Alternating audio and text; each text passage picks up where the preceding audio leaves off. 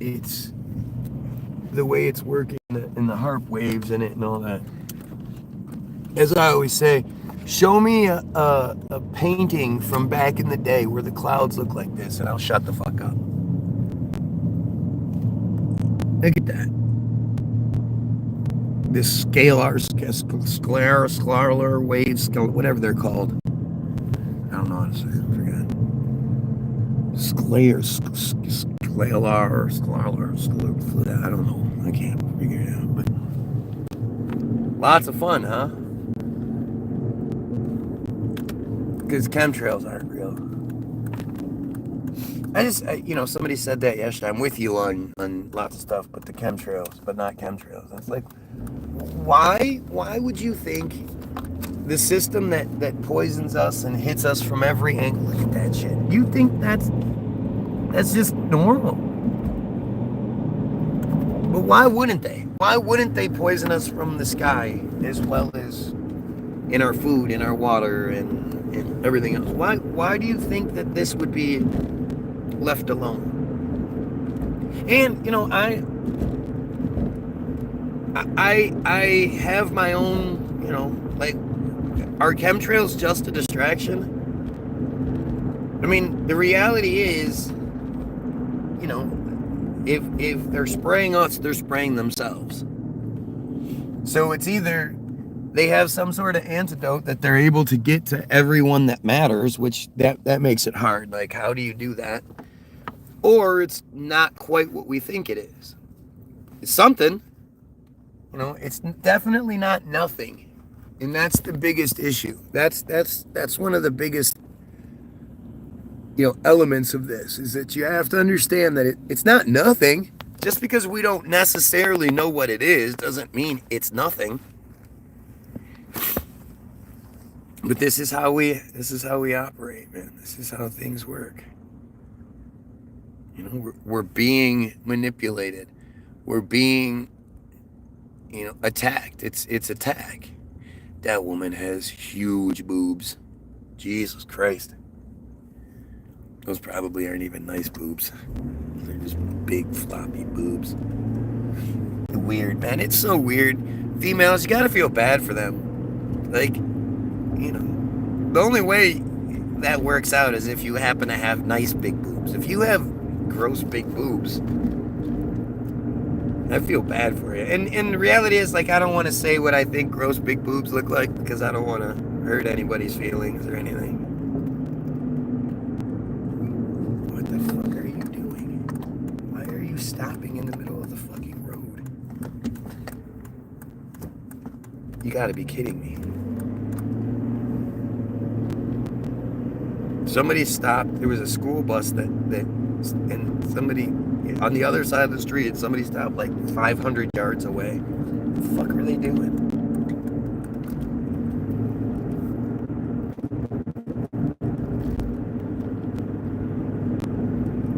It's weird.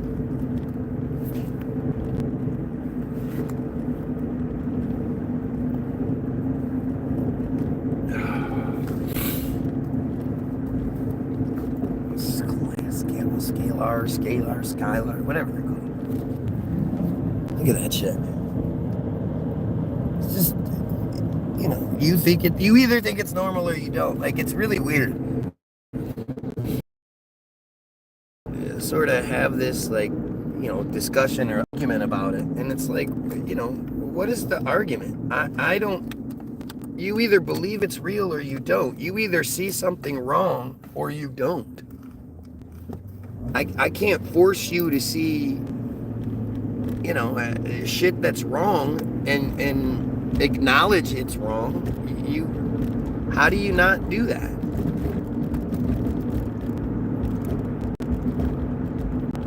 And how would I go about making you see something? It's not like it's Jesus, where there's no proof and people want me to believe in something that doesn't exist. This is something that's happening in front of you. The proof is everywhere. So when you're it's like, what proof do you have? Well, fucking look. we might not be able to prove exactly what's going on, but there's clearly something going on.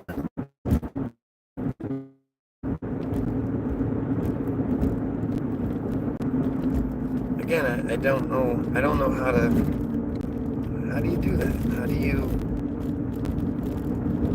I don't know. I can't like bully people into it. I wouldn't want to. But it kind of goes with the same shit. It's like all the Trump supporters. Why are you a Trump supporter? You ask people why are they a Trump supporter, and they don't have an answer for you. If they do, it'll be something stupid like the border, and you go, well, what do you mean the border? Like, what? Elaborate a little bit. They used to say the gas and food prices, but that argument seems to have failed them tremendously, so they don't even bring it up anymore. I do have to say that really is one of the most irritating things that's happened in recent times, as far as from this truther perspective.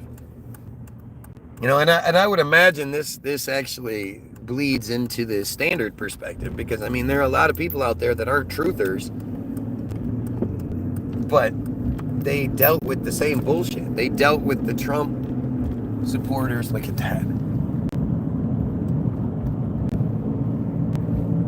They dealt with the Trump supporters making their ridiculous nonsense arguments,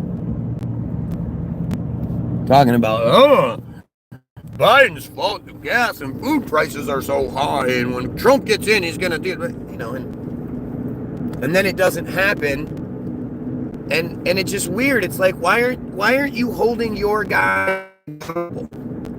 Your guy sold you on this idea.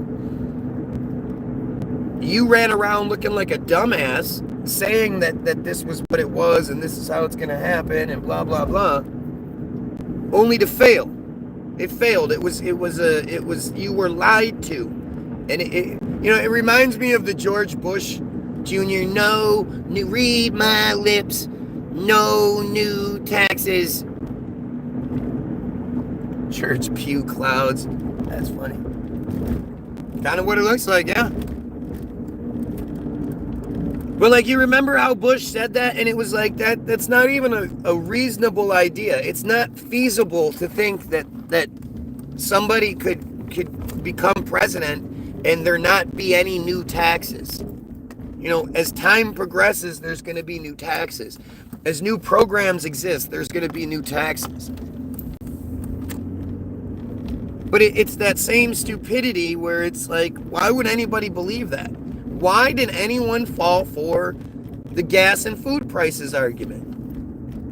And it was almost like they just forgotten. The food prices drastically went up when Trump took over. Drastically. The first time. I remember my wife complaining about it.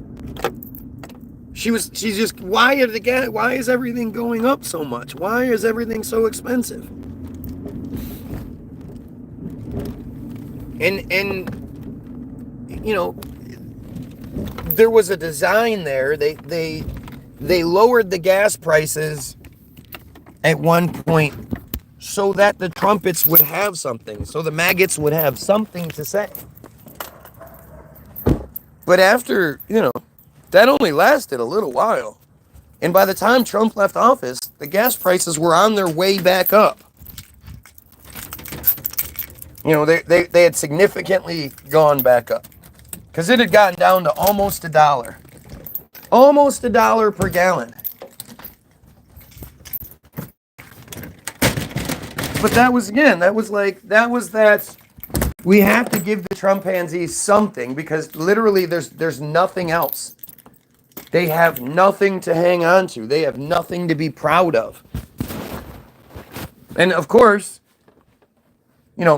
hindsight's 2020. So then you see like that they absolutely used that in the last election, that they had planted that seed that somehow Trump makes the gas prices lower.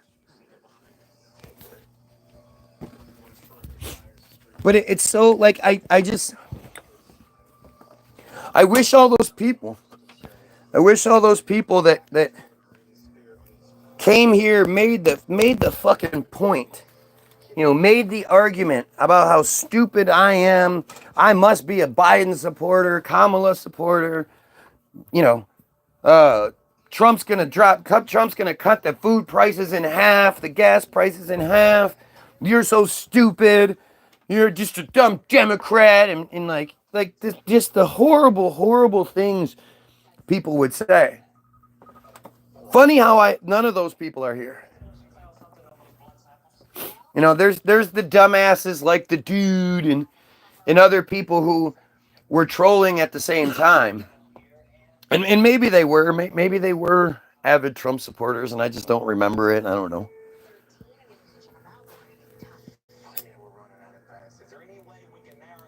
But there was a lot of people that would come in and say really stupid things regarding Trump. And embarrassing, Like I would just ask, like, what do you think Biden is doing to make the food prices go up? Why do you think the president controls the gas and the food prices? Like what is the meat and potatoes of your argument? What are you even saying? You're just sort of saying words. Now everybody's gonna have a jetpack when Trump is in office. Based on what? We don't have jetpack technology. We did.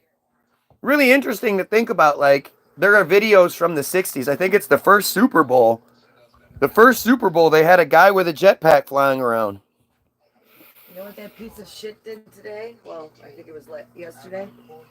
He made it so if you're applying for Social Security, or if you have to change your method of payment, change a bank account because your account got hacked, whatever, you can't do it online anymore. You have to physically drive to a Social Security office. They're also going to close half the Social Security offices before the end of the year. There are people that have Social Security offices more than 50 miles from their home, seniors, and now they physically have to go in. He sucks. Well, it's not even him though. That's the thing. Is like it's almost. It's like stupid, It's like my wife is they've created such a good heel, such a good bad guy, that my wife and lots of other people are like, man, he is this, and he is just an actor. He does not have any real power. Well, they're blaming Musk on this one, saying he's the one that's implementing that. Neither one of them. These are just actors. They're just people put in the position to enact what they want to happen. And maybe this will be the thing that wakes everybody up and lets them see it. I don't know. But it's like, I always say this. Do you guys really think Trump is sitting around in the office going, okay, so I'm going to make it so this happens and then this, and I'm going to close the offices and we're going to, let me see, it's going to make this much revenue. And he's not doing any of that. Do that and give him the information. Tariffs will make prices go up. Absolutely. That's why the food prices went up and the gas prices went up when Biden took over. Because a bunch of the shit that the Trump administration put in place took effect when Biden took office. Well, the worst part about this that people aren't even thinking about. They keep saying, oh, well, the tariffs will go away when he's out of office. Just hang on. Okay, but just when those companies inflate those prices and then the tariffs drop, you think they're going to drop those prices for us? Or they're going to be like, hey, they've been paying them, so fuck it, let's keep it. Exactly. They'll take that profit. Exactly. So this is long-term fuckery. Thinking about, like, what is going to happen after Trump's out of office, we basically have 4 years left of this. Like, I don't know what people are talking about. Figures out how to run for a third term. We're fucked for 8. No tariffs. No shit. Tariffs also bring money and they're not permanent. Like, look, this is the person Did you not hear what we just said? The person that said that is somebody who has said nothing but stupid shit for months. They come here and they say stupid shit all the time. But it like, we don't get that money. Right. The tariffs will go away. The prices won't. But even then, even the tariffs, like it's like how they Mexico will build the wall and pay for it. Well, okay, we'll use your American tax dollars to build the wall, but then we'll get the money back through tariffs and shit like that. Well, all that means is the Americans pay for it in the beginning, and then the Americans pay for it on the ass end because the all those things that are they're not gonna. Okay, well, we're gonna still charge the same amount to you, but we're gonna eat that new tariff. No, they're just gonna raise the prices. They're gonna raise the prices, so we have to pay more, and then whoever gets the money in the government from the tariffs gets the money. We don't see that. And when the tariffs go away, all those companies that raise their prices will keep them at that price. If the tariffs go away, why are we even talking about that? People are talking about when the tariffs go away. How do you know that's going to happen? How do you know Trump's going to be out of office in 2028? We're going to start making deals for free trade. How is he so arrogant that he thinks that he could get JD Vance to run for president next time? JD's going to win, and then he's gonna step down and let his vice president Trump take over. Why would JD Vance do that if he is elected president? Trump will be like 90 something years old at that point. He's 78, so no. He's only 78? Oh. No. Pretty sure he's 78. Which would make him 82. At the end. He's only 78. He's still the oldest sitting president, isn't he? Or Biden was at 80 something. Yeah, I think Biden was. Still, how many times do you let 80-year-olds dictate your life? How many times do 80-year-olds, right, they're so out of touch. Does he even know what Riz means?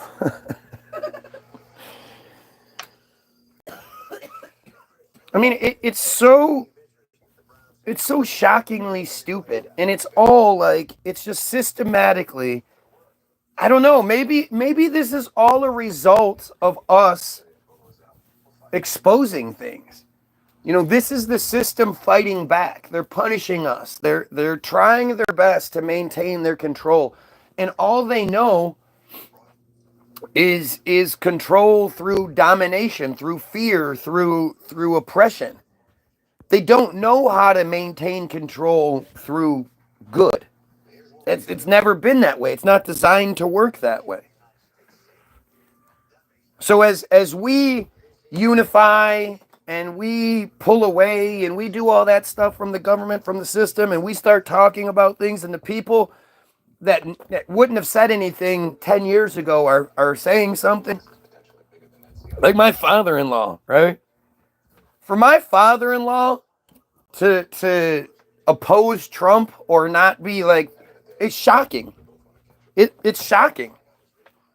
Trump is the exact guy that, especially when he was, 20 years ago, he would have been a MAGA fucking guy all day long.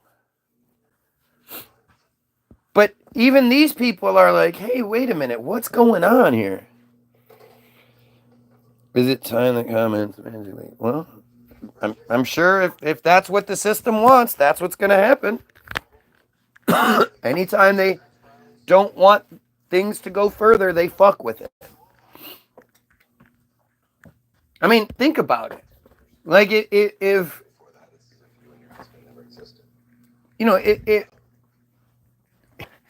if there wasn't the censorship, then I would be a huge media personality, social media personality.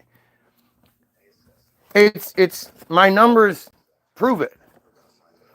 So then you have to ask yourself, why aren't they letting me? There are plenty of people out there, Oliver. There are plenty of, you're talking about the left? Yeah, because I'm stupid enough to talk about the left or the right. Like, oh, how can you be that stupid? I long before I was a conspiracy theorist, I still had an issue with, like, you give me two choices and I have to pick one. There's more than two choices. There's the independents. I mean, I can, well, I could. I have a message that I posted everywhere prior to the election that my choices were Kamala, who will have a J vice president and has a J husband. Jill Stein was the third party candidate. Or Trump, who is the greatest friend the Israeli people in Israel have ever known, according to Netanyahu. Like, I just... Again, my wife always talks about different things. She'll bring up different points, and he's doing this, and he's doing that, and he's this, and he's that. And I always feel bad because I'm like, yeah, I don't really care. Like, he's not the issue. He's the distraction. He's what you're supposed to focus on. He's such a big enough oddball personality that like, you look at him and you think, no, he could be that. He could, like, he's the type of person that would do that. And you know, he's nothing. He's doing what his J masters tell him to do. If you look at the first things he did when he got into office, who did it benefit? Israel. The fact that they did the same thing they did with the Carter, Reagan situation with the hostages. The day after he takes office, suddenly the hostages get released. Like, it's all stupid. It's all stupid. Like, why don't you see it for what it is?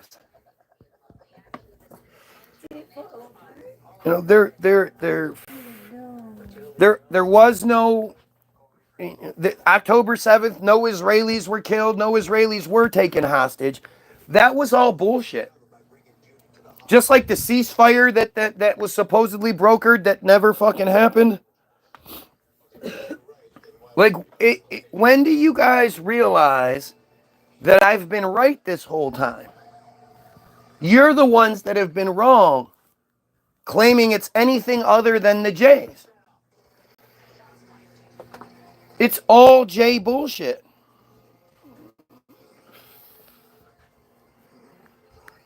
I like some foodie asshole rating sandwiches, gets millions of views, but guy gets 12 and 1. Right. What do you think it is? I mean, it's obvious. It's obvious. Just go look at what happened January 28th. Starting January 28th and since, my feed has been corrupted, compromised, shut down. You lost your audience because nobody believes you anymore. Yep, that's what it is. That's what makes more sense. On January 28th, everybody was like, fuck this guy. Even though everything I've said is true, it's not like this dumbass can sit here and point to something that I got wrong. And if you don't believe me, well, you're not paying attention. I don't know what else to tell you. You're just not paying attention. Guy wrong whole time, yep. Says dumbass Jays. Who else is going to say that? Other than the pedophile Jays, who is going to oppose me? And why? Ask these dumbasses, why are you here? You're here every day for hours on end because I'm wrong? You don't have anything else going on in your life?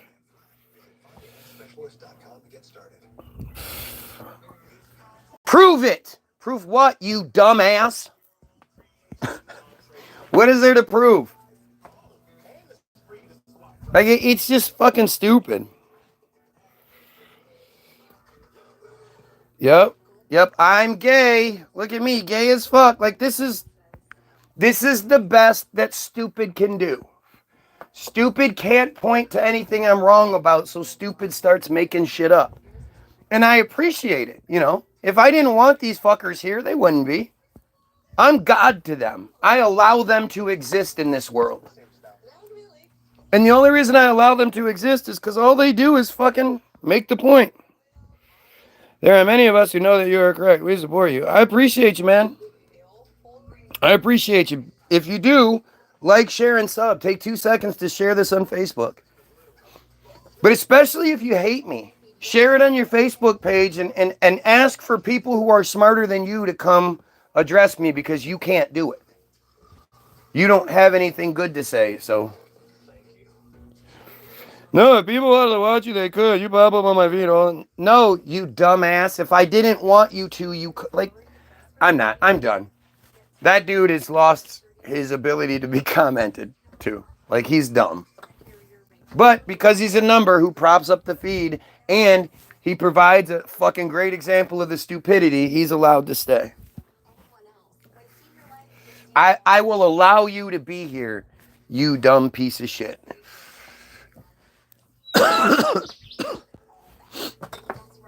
You know, the amount of money that the amount of American tax dollars that we've given Israel since its inception is like in the 200 something billions or some shit.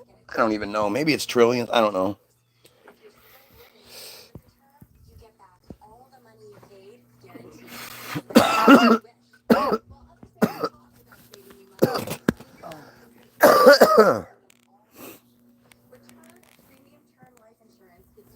You know, this is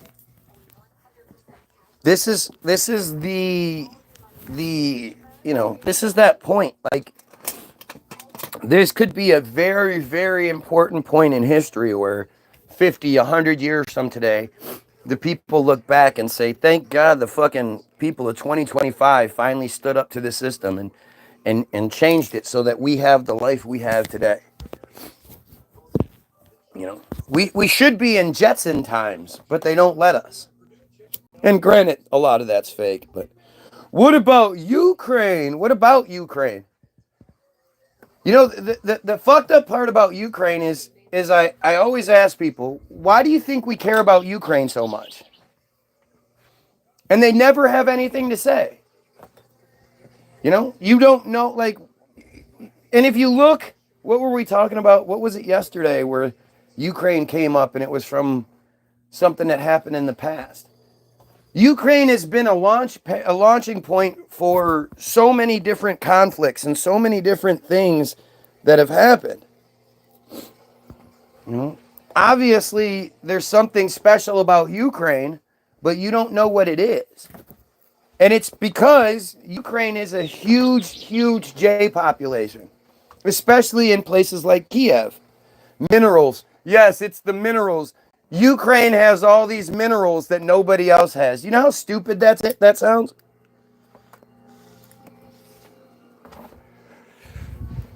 Ukraine doesn't benefit us even a little bit. There's nothing that comes out of Ukraine that can't be gotten other places. And you say dumb things like that, like you just sort of throw it out there. When the truth is, it's all about the Jays. But because you don't, I guess, don't want to see it, or, you know, I don't really, you ignore things, I don't really get it. I don't know. But when you understand that prior to the unprovoked invasion from Russia into Ukraine, Israel had 3 747s or whatever the equivalent is, the biggest passenger aircraft. They had 3 of them running nonstop from Kiev to Israel, bringing people in for free. Hey, you want to, you know, some shit's going to go down. You want to come live in Israel? We got a big mansion for you. Law of return. I like how the news forgot to say Kiev. Or forgot how to say Kiev. Kiev. They say all kinds of shit. But it's literally, it's all J's. We said we wouldn't bring NATO into Ukraine. Yeah, there's no point in talking to people along those lines. Like when you fall, it's again, I compare it to WWE all the time. When you want to sit here and argue on you know, well, John Cena and Cody Rhodes, man, I can't believe John Cena's a bad guy all of a sudden, and and all this, and it's if you like wrestling, it's great shit. And it's funny too, because the bad guy character John Cena, all he's doing is telling the truth. Not a single thing he's saying is like not true or wrong. But that makes him the bad guy because he's telling the truth. He's almost breaking the illusion. But John Cena and Cody Rhodes, when they go back behind the curtain, they have, you know, they high five and hug each other. Thanks, man. We did great. Oh, that was a great show tonight.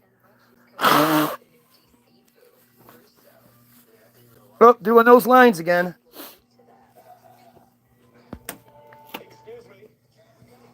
It's really crazy.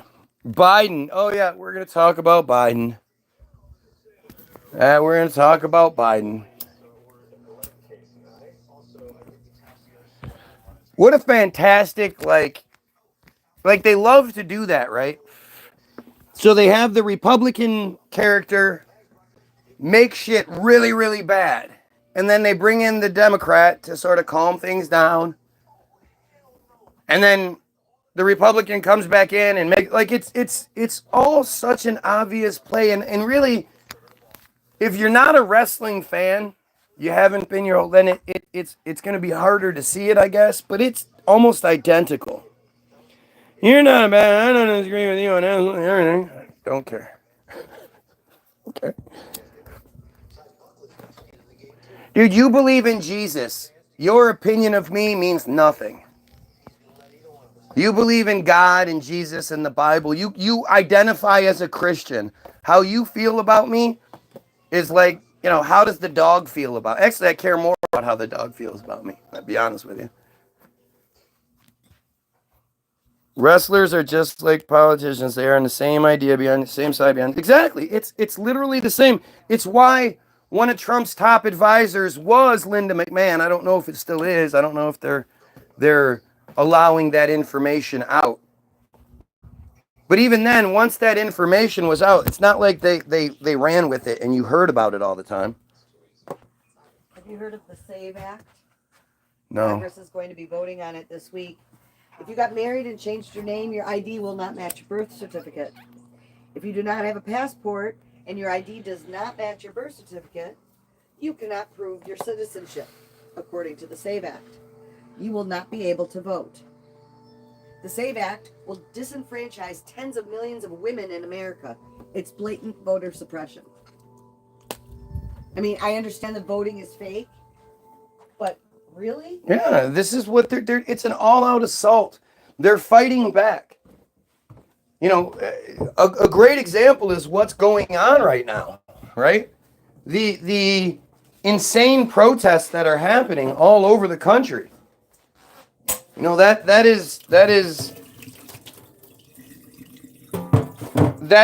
a you know, they're fearful. They're terrified. You know, they see what's happening and now they're trying to fight back.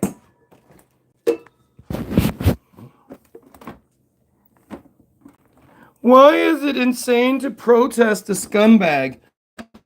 Please, somebody tell me one time in history where protest led to something. Oops, shit. Where you know, there was this tremendous protest movement, and then because of the protest, shit changed. If anybody can show me an example of that, I'd love to see it. Oh. Oh, yeah. Oh, that's the good stuff.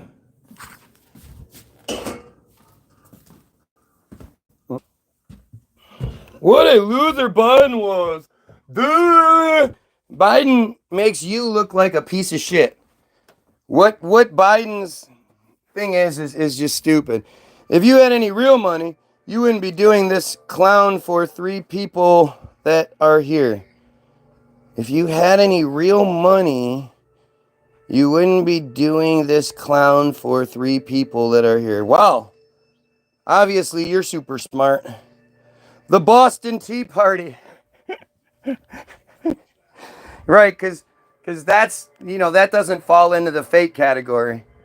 I'm not talking about bullshit narratives that you're given from a time you can't prove existed. That's going to hit you in the pocketbook a lot harder than me. Look at you talking about blah, blah, blah. I mean, look at where you live, blah, blah, blah, blah. Look at this. Instead of addressing, this is the exact example of ad hominem I'm always talking about. This person is too dumb to make arguments, so they start trying to talk shit.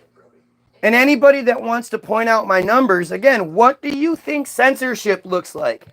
You think censorship is somebody with hundreds of thousands of views? Was Biden a good president? Biden was a character. And yeah, actually, as far as the character goes, yeah. Yeah, things were a lot better. For the second time, Trump inherited a much better situation than he left. Well, he inherited a really great situation. He inherited so much good from Obama. And then, after the first 4 years of them fucking everything up, the Biden presidency comes in and cleans things up and calms things down and everything like that. Like, it does what it's supposed to do. But if you can't understand that the president is just an actor, we're on different levels here. Hold this here. Let it out, Chubby girl. I'm so fucking disgusted now. Like, seriously?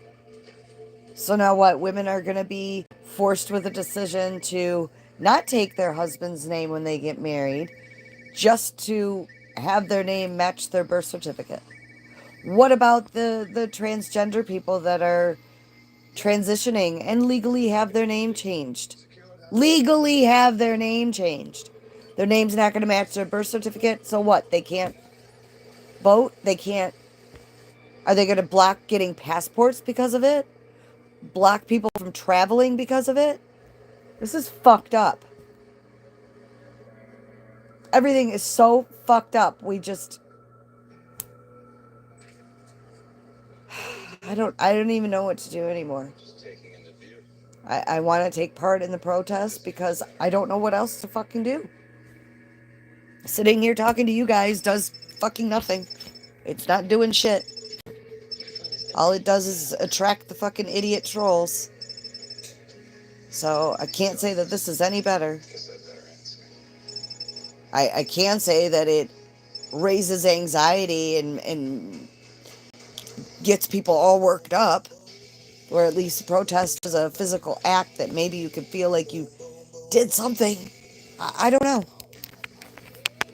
But we definitely can't sit back and do fucking nothing. This is crazy. Absolutely crazy.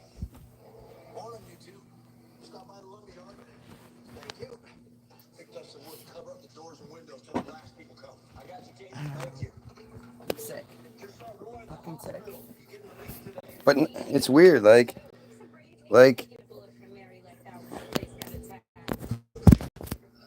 babies shouldn't die in the womb. What the fuck? Okay, just the whole idea of abortion, like if you make abortion illegal, first of all, that's not going to stop abortion. Secondly, how dare you? Safe abortions. Right. How dare you suggest that people should just have a kid, that women should be stuck with a kid that they don't want? Because the men aren't even responsible for it. You're going to go adopt all the unwanted babies? Oh, no. No, everybody that ever bitches about, abortion and shit, my first question is always, how many adopted kids do you have? I hope it's at least one, but it's not. I already know it's not.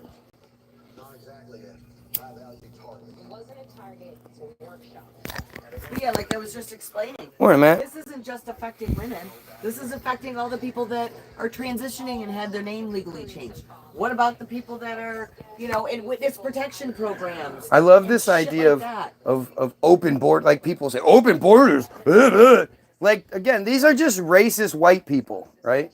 Racist white people pretending like for the last 4 years, the Mexicans, the South Americans have been just They just been doing so much. It's just so much. Raping our women and, Right. robbing us. It's literally the same shit they do every single time. It's literally the same shit your fucking ancestors did. Well, but I mean, like a few years ago, back when Tommy Robinson was making his fucking getting his props, the UK was running the same bullshit. Oh well, the Arabs are coming here and they're raping our women and they're committing all the crimes, and they this is what they always do because white people are so inherently racist. All you have to do is say that brown people are doing something, and people will, oh, yeah, for sure. Uh-huh. The people that, if it's, the story is even remotely true, the people that came here and slaughtered all the Native Americans and just assumed this land as their own were all the pieces of shit that were being kicked out of England and Ireland. And No, they weren't. a lot of them were. No, they weren't. They didn't want to follow the rules. They wanted their own stuff. So they came here. Yeah, but they weren't kicked out. They were just, I don't even, again, the narrative is pointless. It's such a pointless thing to argue about. When you bring up that stuff, I cringe a little bit because it's all just, you're just telling a narrative. But the people that are arguing about closing our border, believe that story. What you're fucking from criminals too. What border was open? When did we have open borders? When did Biden open up the borders and there weren't checkpoints and anybody that wanted to could just come in and blah blah? It's so stupid, but it does what it's supposed to do. It tickles that racist button with all these white people who, regardless of whatever you want to say, the illegal immigrants that come in to work are somehow worse than the $3.8 billion a year we sent on the very least. At the very least, $3.8 billion we send to Israel. So many Israelis don't even have to work.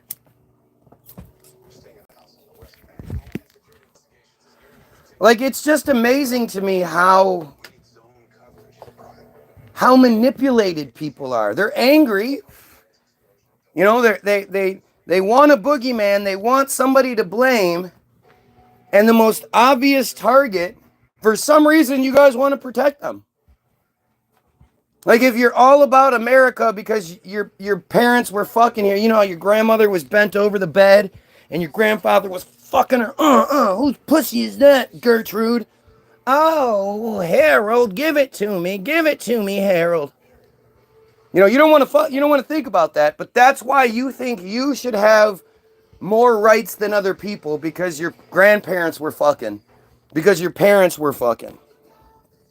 It's just stupid. There were warring tribes prior to Columbus's arrival. Columbus wasn't warring tribes. There were warring tribes prior to Columbus. Yeah, again, the whole Native American idea is all bullshit. It's not real. The Native American with their teepees and their fucking goofy headdresses, that is all manufactured bullshit. I bet you there's quite a few tribes that would beg to differ. Of course they would, because they're fucking programmed to beg to differ. They don't actually have any. It's not like there's somebody that was around 200 years ago to be like, no, this is true. This is true. It's all bullshit. They created the narrative. The truth is, they're the biggest build. New York City is the oldest city in the world. The buildings and shit that exist in New York, that exist in Washington and all these places, we can't, let's stop it already. Hey, it's stuck in there, put it. Right? Why are we so willingly duped? Every single one of us has seen an old world building that we just stood there and looked at it and went, how did they do this? When is this thing built? What? And then when you look more into it, you realize like that the narrative will be that that building was built in 1 year. In 1895, they built this magnificent building.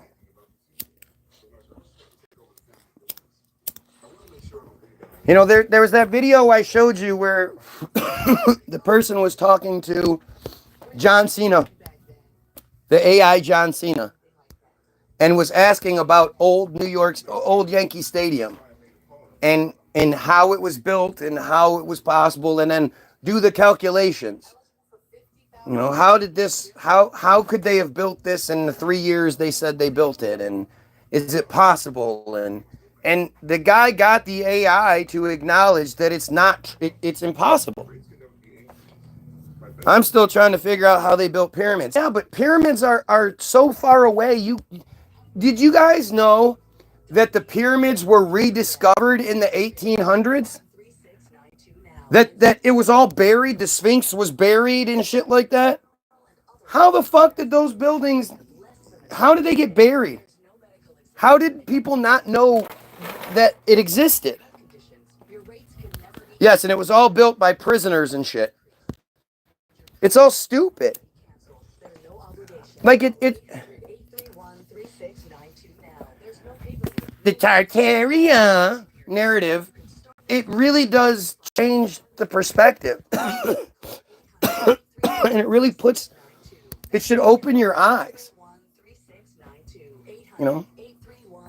These piece of shit Israelis, like, how does anybody support Israel at this point? They are murderous. All they do is steal our money. They're just pieces of fucking shit, pedophiles and shit. How does anyone still fall for that? I make sure I say that part really loud whenever I see my neighbors outside.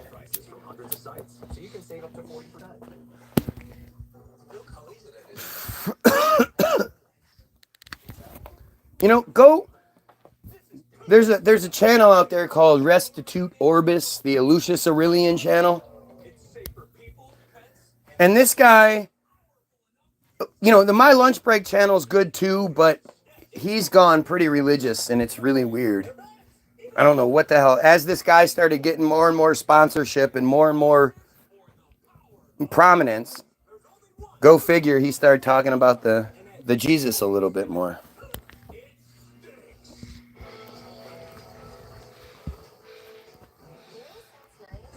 Your neighbors are Jewish? They might be, but he's a pedophile. He's a pedo, and he has a funny last name that's very J-ish, and he, the reason there's conflict between us is because he thinks, he said that Israel, or that the Palestinians attacked the Israelis just as much as the Israelis attacked the Palestinians. And I said that wasn't true. And he didn't like that, so. You like John Levy. I don't know who that is, but of course you're supposed to. If you like somebody, if they give you a character, they're giving it to you to like that character. Or hate the character, but.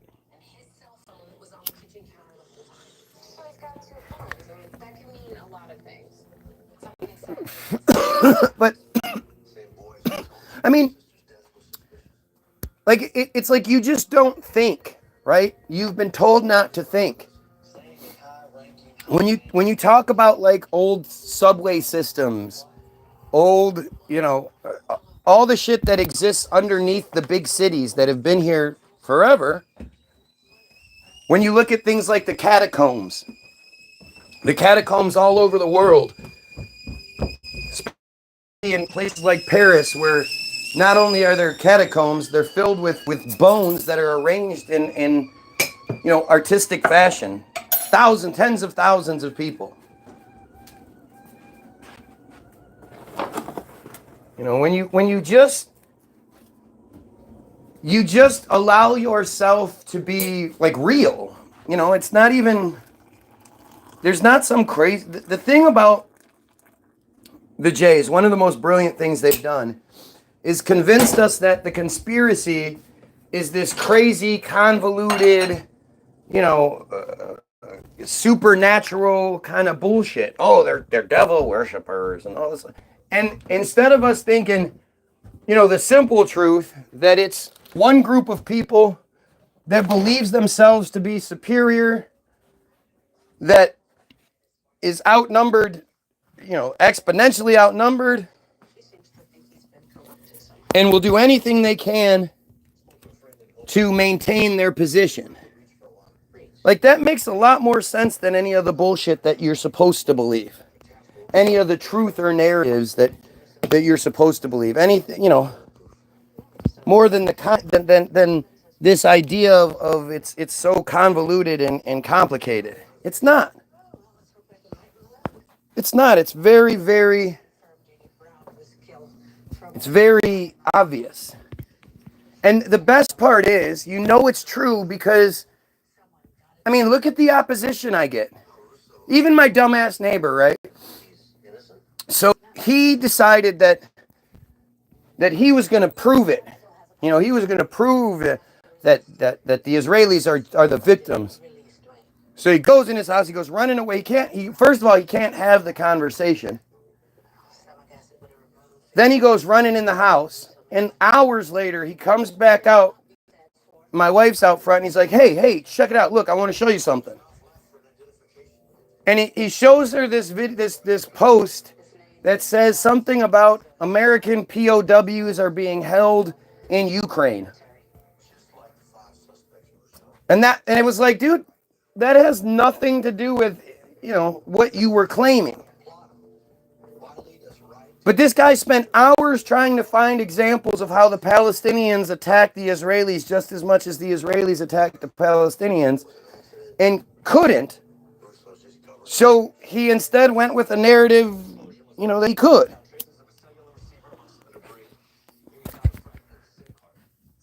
But I mean, again, when it comes to like old world, you know, just look at star forts cities, or what are they? Geographically precise foundation structures, as Lucius Aurelian calls them. You know, if I don't know who, like, I don't know how you can be dumb enough to think that's just cool. You know, I mean, the pyramids are insane, right? But the pyramids don't compare to Machu Picchu. The pyramids don't compare to, I mean, there are all sorts of pyramids all over Mexico. They say that the rainforest is actually an artificial thing. That it was an artificial garden that grew out of control. And that when they use their magic scan stuff, that that underneath the overgrowth, it's literally city everywhere they look.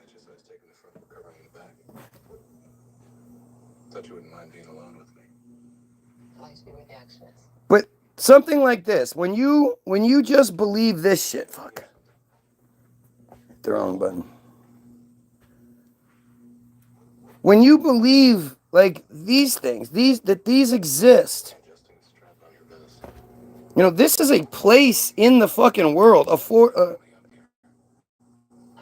fucking.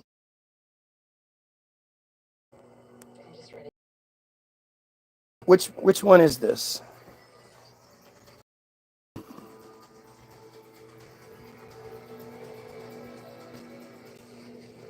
List of bastion forts.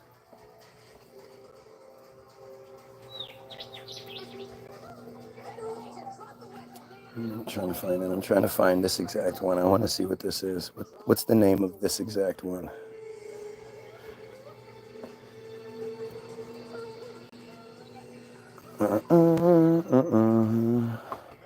Okay. Fort Beauretange. Go ahead, tell me that one.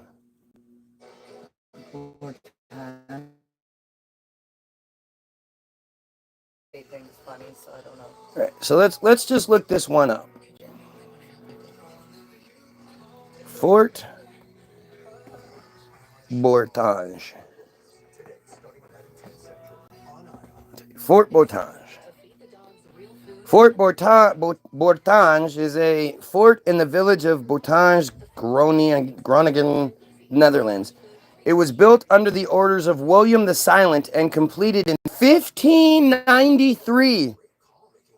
Its original purpose was to control the only road between Germany and the city of Groningen, which was controlled by the Spaniards during the time of the 8 Years' War. So, according to the narrative, feed's starting to get fucked up. Look at that shit. What about what you've been given as far as our historical narrative would make you think the people of 1500s were capable of doing this? Do you think we could do this today? And if we could do this today, how come we don't? How come there's not some rich guy out there with endless money, the fucking Saudis? Do you guys remember when the Saudis, or was it the UAE, or one of those, I think it was the UAE, United Arab Emirates. We're going to build all of those islands, man-made islands out in the water, and you know, it was going to be this luxury, blah, blah, blah. They made, one was a map of the world, one was a big palm tree that extended out, and blah, blah, all this shit. And it failed. And it's all been reclaimed for the most part. They did all that with shovels and pickaxes, don't forget that. And it had to be what, prisoner labor? Let's see what it says about the construction. After experiencing its final battle in 1672, the fort continued to serve in the defensive network on the German border until it was finally given up in 1851 and converted into a village. At the start of the 8 Years' War, 1568 to 1648, 80 Years' War, 80 Years' War, the Spaniards had control over Groningen and the passage to Germany through a marshy area. William, the instigator of the Dutch revolt, deemed it necessary to seize control of the link between Groningen and Germany. He decided to have a fortification built in the Bortange Passage. A fort was completed in 1593 with a network of canals and lakes which were used as moats. Soon after its construction, Spanish forces from Groningen besieged it, though the attack ended in failure. See, that's the history of it, right? How come there's nothing about how it was constructed?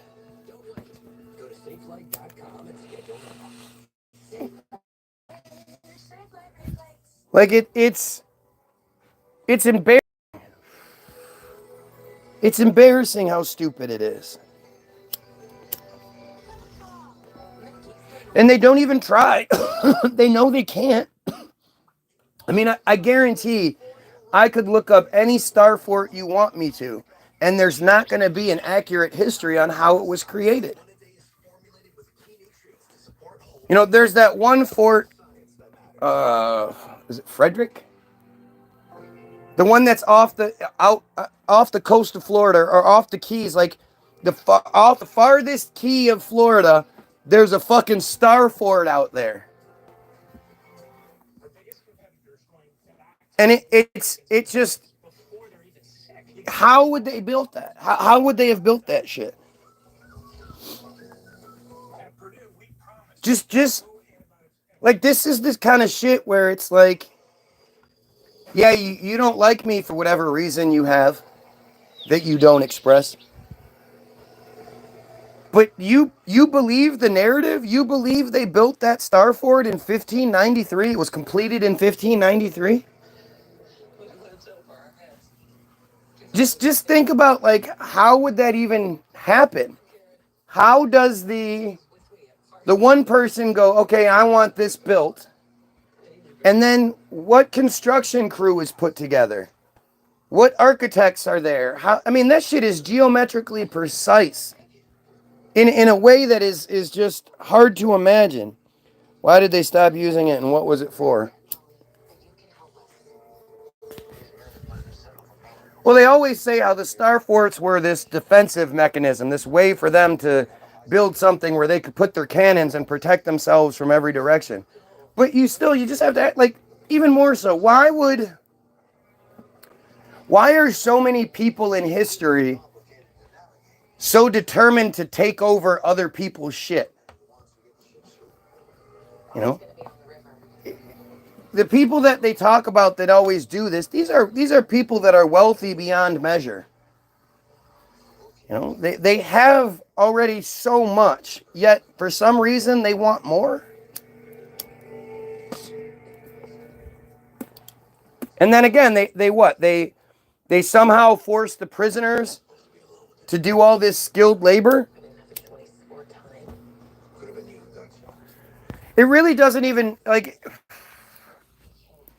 you know, pick your castle, pick your old world church, you know, pick anything you want and try to find the history behind that. And you'll see, like, it just doesn't make any sense. You know, and the people that are determined to art, like, look at the dumbasses in the comments. These are bots, and they keep proving it by, they're programming us to argue with what I say. So they're going to see this gigantic fucking fort that is geometrically precise from the sky.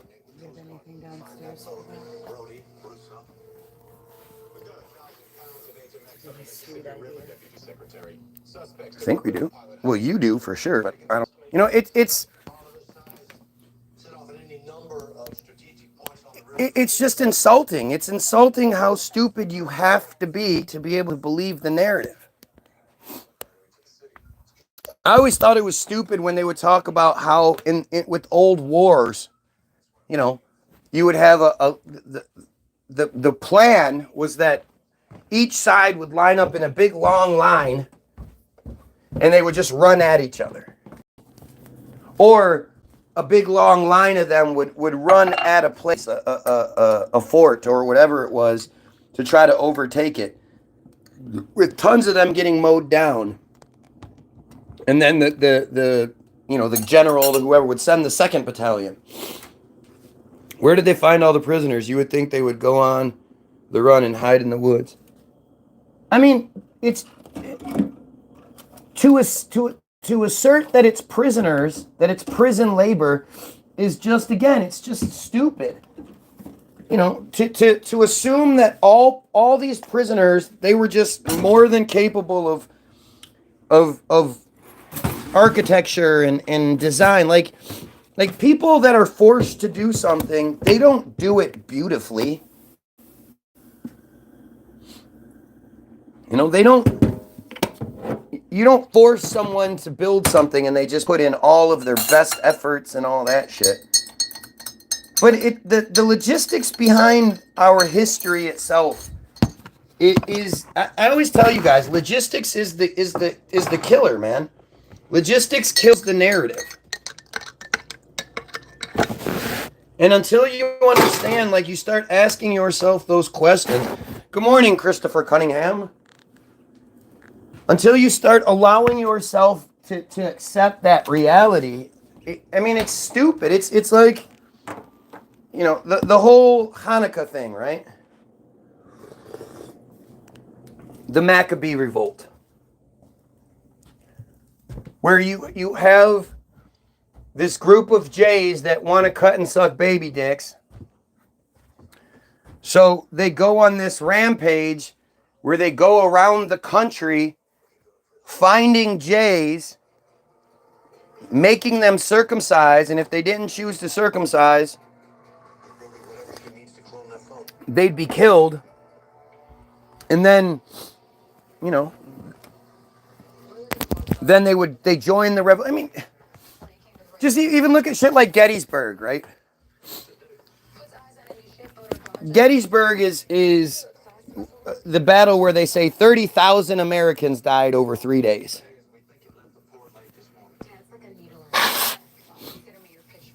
But that's just the losing side for the most part. But you have these narratives where, so I'm supposed to believe that armies of people, like the whole Civil War thing. Who made all the uniforms? Who was making all these uniforms for all of these people that they didn't even know they necessarily had? And of course, history is going to, there's never a uniform from a guy that was like 6'5". All the uniforms are always really small. But you look at these narratives where, like, so Gettysburg, I mean, the whole Civil War was a 4-year time frame from 61 to 65. But you supposedly have all of these armies of people marching from place to place, getting in these battles. Well, where did all the supplies come from? How are they feeding all of these people? You know, even the Bible is goofy about that shit, where, you know, Jesus had this huge following of people, yet only one time was feeding them brought up.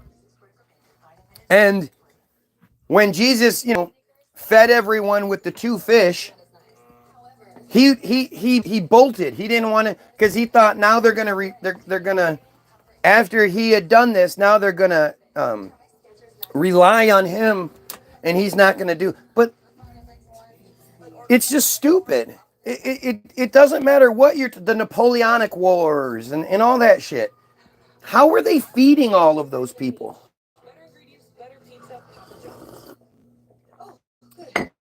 How are they getting around?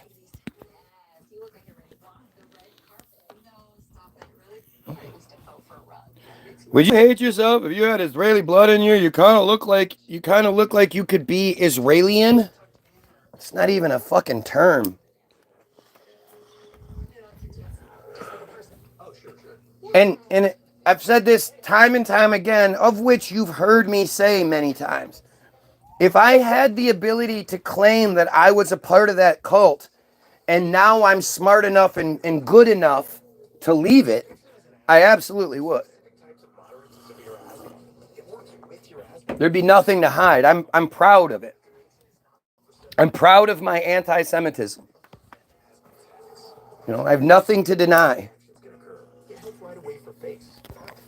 You know, which is it doesn't matter. Like, people want to put so much emphasis on their culture and their background and all this shit, but it doesn't matter. It matters who you are. It doesn't matter what your family did, what your parents did, grandparents, ancient ancestors did. It doesn't, that's not you. But like again, when you think about the historical narrative we're given, it just doesn't make any sense.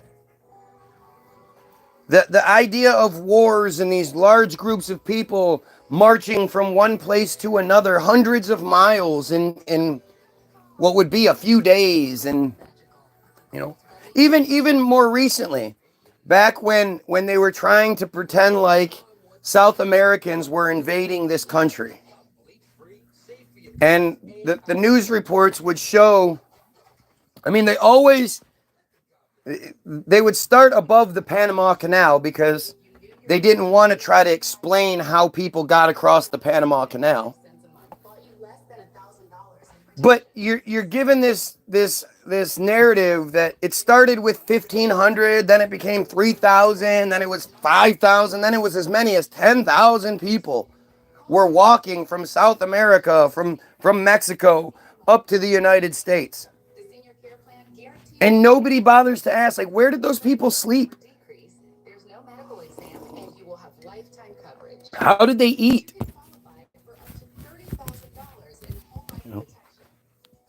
Where is the footage of 10,000 people walking here? Like, what is this? But these are narratives you're so wrapped up in the racist bullshit. No, come and take our jobs. I wanted to go pick strawberries, but the Mexican beat me to it. Like the dumb shit you end up falling for. But you don't bother asking the logistical questions.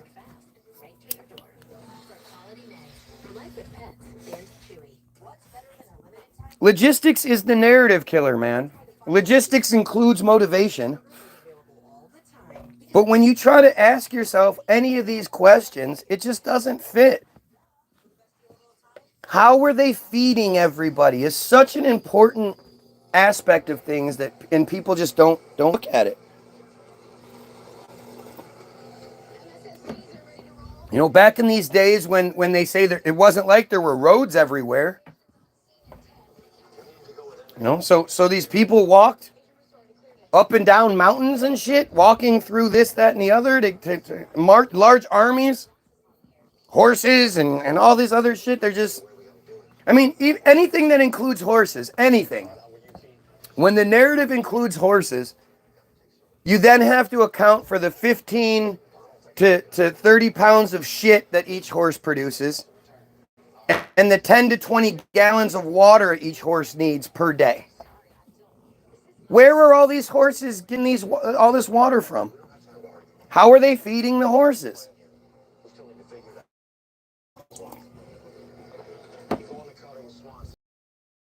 Conflict.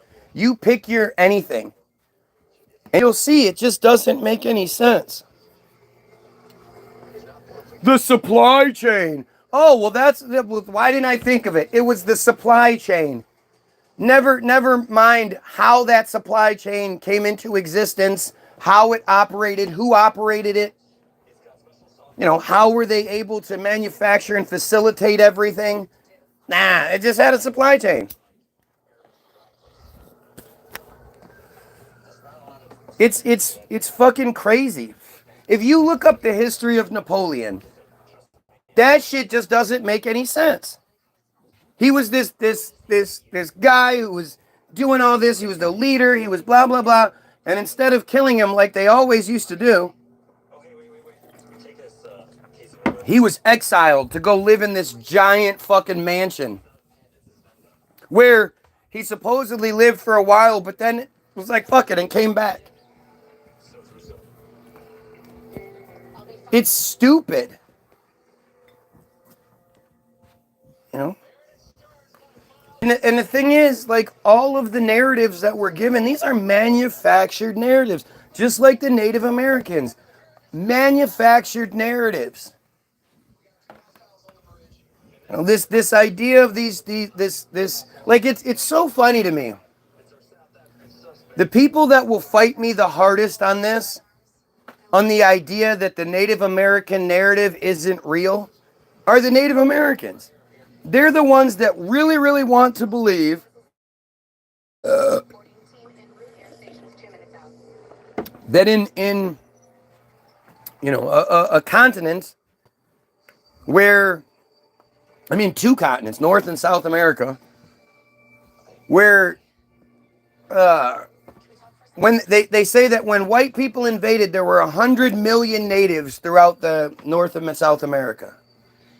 And yet somehow this small group of Christians, within a few hundred years, now we have the life we have. Navigating through Florida before roads had to be almost impossible. Exactly. Almost impossible. And yet, Fort Frederick, let me see if I can find that real quick.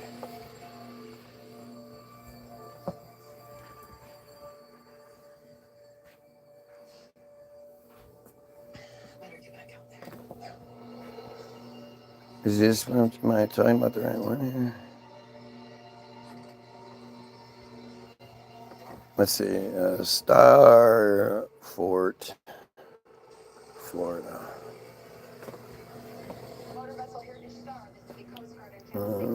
Let's see.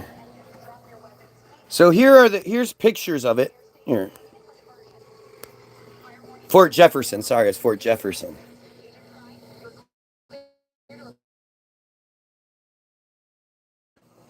let's see. Fort Jefferson in Florida. Fort Jefferson is a former military coastal fortress in the Dry Tortugas National Park of Florida. It is the largest brick masonry structure in the Americas, covering 16 acres and made with over 16 million bricks. Among United States forts, only Fort Monroe in Virginia and Fort Adams in Rhode Island are larger. The fort is located on Garden Key in the lower Florida Keys within the Dry Tortugas, 68 miles west of Key West. 68 miles west of Key West, there is a structure made of 16 million bricks. And it's can you hold the phone for a second? Okay, so this is the map of it.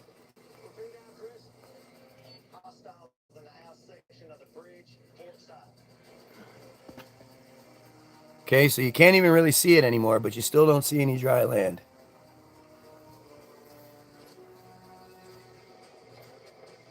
Okay, so this is Florida. These are the Keys. This is Key West. This structure is here. Out in the middle of the Gulf of America. Don't even. It's out in the middle of the Gulf. Of Mexico. I don't care. That shit doesn't matter to me. We just found it. You know what's interesting? Is when you look up the history, did they import all the bricks or make them on site? Right. They had a brick factory on site that they just made bricks. I mean, that's, again, one of these logistical questions that never get answered. Who were the brick manufacturers from back in the day? You know, who were these companies? How did they exist? How did they operate? What are the logistics behind them? How did they get the supply to wherever it was going? 16 million bricks. How much do you think that weighs? I know that we were thinking enemy state. It could be the cartels. But again, I mean, this is like, you know, what we were talking about yesterday with the whole idea of the 747s. The fact that a 747 weighs 5,000 pounds or something like that. And when filled with jet fuel, it more than doubles its weight because it has liquid jet fuel. Majority of it is in the wings. I guess there's another little compartment on the back or the tail end somewhere. Not really sure where. But the idea that 63,000 gallons of fuel can be stored in this plane that more than doubles its weight when it's full, and yet it can still fly?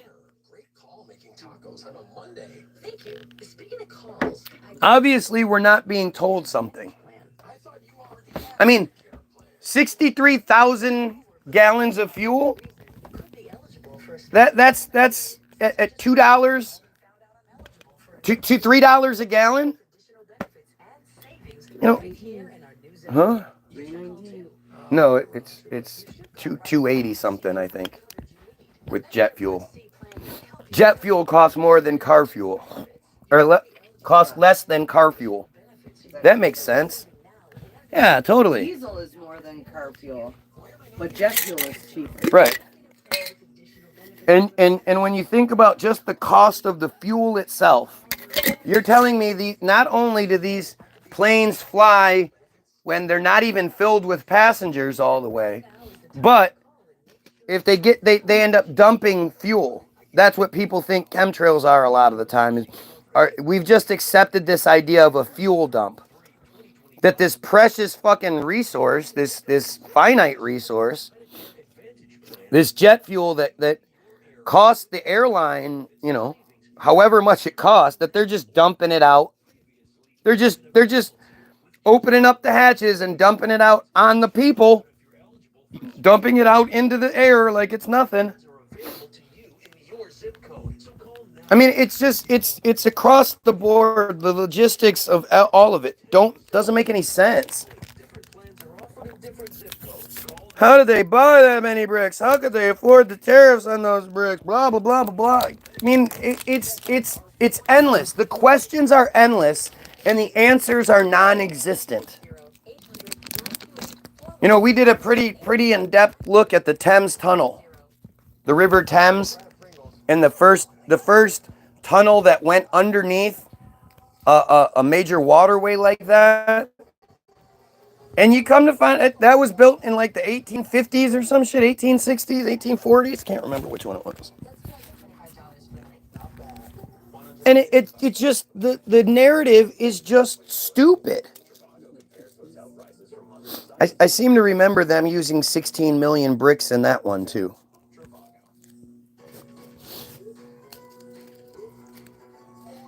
But it's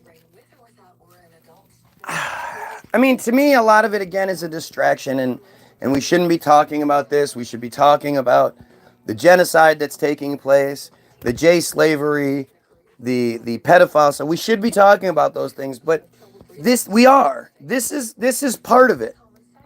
Control of your beliefs, control of what you think the narrative is they did that. Why do you think we all think this way?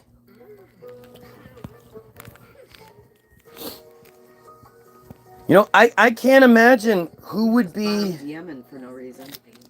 Wasn't for no reason. While Israel is busy attacking Syria. I mean, again, these America First people. The two largest aircraft carriers in the United States fleet, they're not here protecting us. They're over there stationed outside of Israel, protecting Israel. How much money do you think it costs to run one of those things every day? Who do you think's paying for it? Even if you think Israel is paying for it, Israel is paying for it with money that we gave them.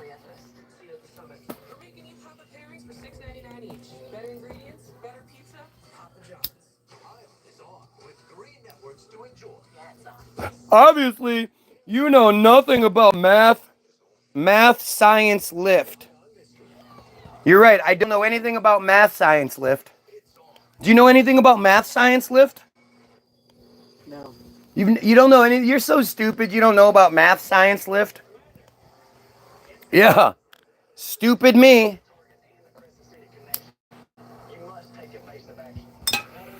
Yeah, 16 million bricks is just one of the keys of it. How do you build a giant fort like that in what we know of as Hurricane Alley? Funny thing is, when you look up the history of things like tornadoes, hurricanes, earthquakes, shit like that, it's almost non-existent. You know, they don't... The historical records don't talk about every year multiple hurricanes destroying Florida and Texas and, you know, the East Coast. They don't, it doesn't exist. How is that possible?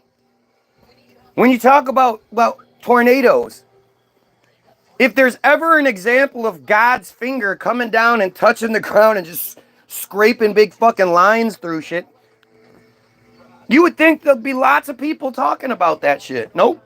Look at the fucking earthquakes that keep happening in places that they've never happened before. Right. Why would that? What's going on?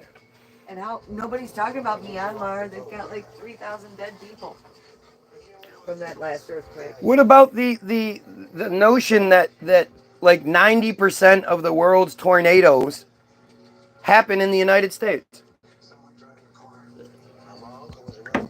Why don't tornadoes... We live in a ball, right? It's a spinning ball.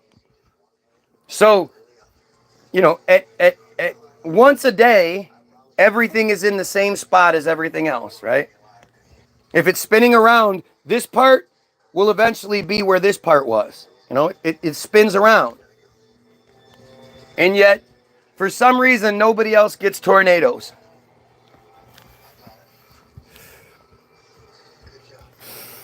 These comments These comments, ignorance makes me laugh so much. Well, I mean, it's what it has to be. The point is, if you begin to question things, their story doesn't add up. Exactly, across the board. You can pick whichever one you want, and it's not going to fucking add up.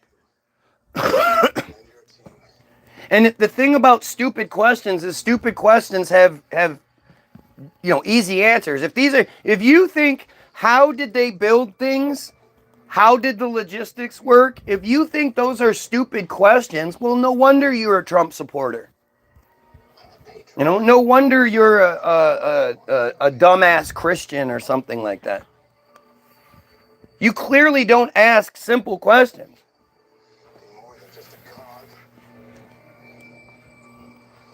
But Fort Jefferson, I mean, again, so let's find out what they say about it. History, the construction of it. This is so good. In late December 1824 and early January 1825, about 5 years after Florida joined the United States, what was Florida before it joined the United States? How did that work? And this is funny. I love these. So I look at Wikipedia a lot of the time like it's made for book reports. It's made for kids to read it and then switch some phrasing around or move. So it's not copywritten, it's not plagiarism. But it's basically, what you'll see repeatedly is they give you nonsense details. They'll give you a bunch of details that don't fucking matter.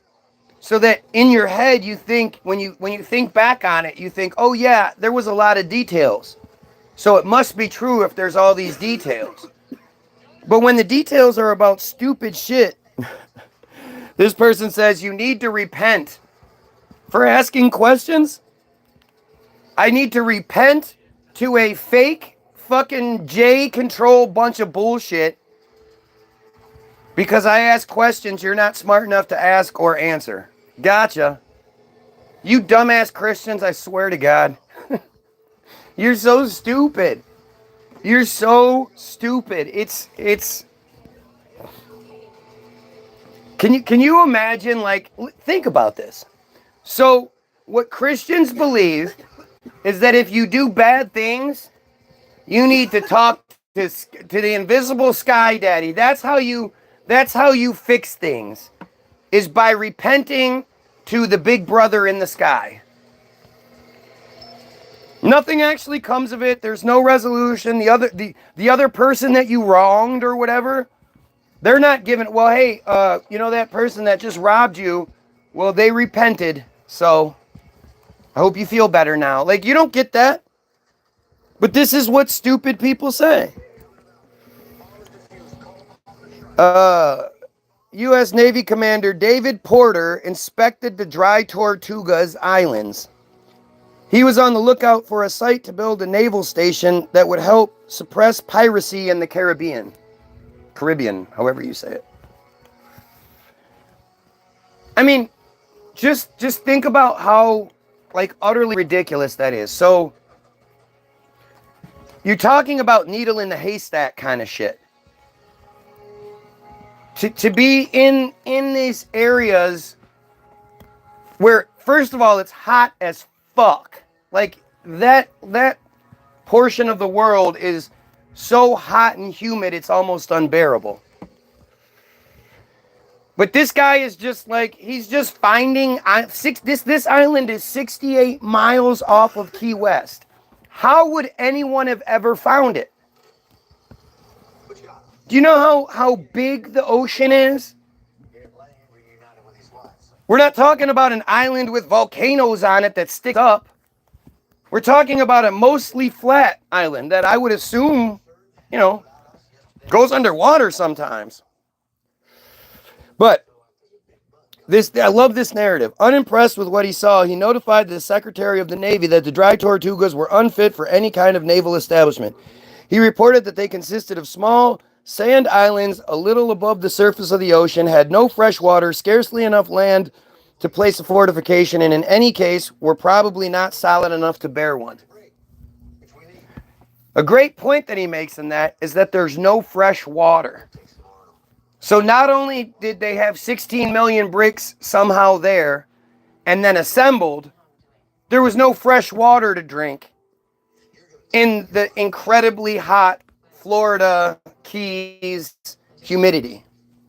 I'm sure that the workers were great there.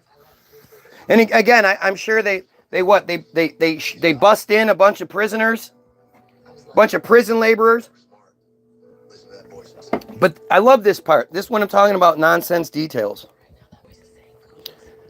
So in 1824, 1825, this guy went out, did some surveying, and thought that it wasn't a good thing to do. So that was the end of his narrative regarding this. So why is it cataloged? Why do we remember this shit? It's basically, how many other people did something similar and thought, why would this be a part of this narrative that early on somebody thought that this wasn't a good idea? Well, Commodore Porter thought the dry tortugas were unfit for a naval station. Others in the U.S. government thought the islands were a good location for a lighthouse to guide ships around the area's reef and small islands. So why would the U.S. government, how did the U.S. government know about this? The people in Washington are worried about the Florida Keys in the 1800s. Think about what you think the 1800s look like. The early 1800s. There weren't like cars, there weren't, vehicles. Apparently they had large ships somehow, but a small island called Bush Key, later called Garden Key, was selected as the site for the lighthouse, which became known as Garden Key Light. Construction began in 1825 and was completed in 1826. Here, let's see if they give us more information when you go to Garden Key Light. Oh, it still exists. Here's Garden Key Light. Here's the lighthouse that they just built it. Sunset. Also known as the Tortuga Harbor Light. Why would it be known as different things? Yeah, I live in Redford, also known as Babop Bop Baboo Bop. Yeah, it's got a bunch of different names. Is located at Fort Jefferson on Garden Key in the Dry Tortugas, Florida. The first lighthouse started in 1824 and first lit in 1826. Was a brick conical tower. So now it's saying it started in 1824. The other one said 1825. The lighthouse and its outbuildings were the only structures on Garden Key until the construction started on Fort Jefferson in 1846. Construction continued until 1861, but the fort was never completed. Here's a better picture of just how far off that shit. How could they have ever even found that? They transferred all those bricks on canoes and brought them to shore. Right. It was a bunch of canoes. I just texted the other phone just for my own. So I had it. No fresh water, no deep water port. This place was doomed from the beginning.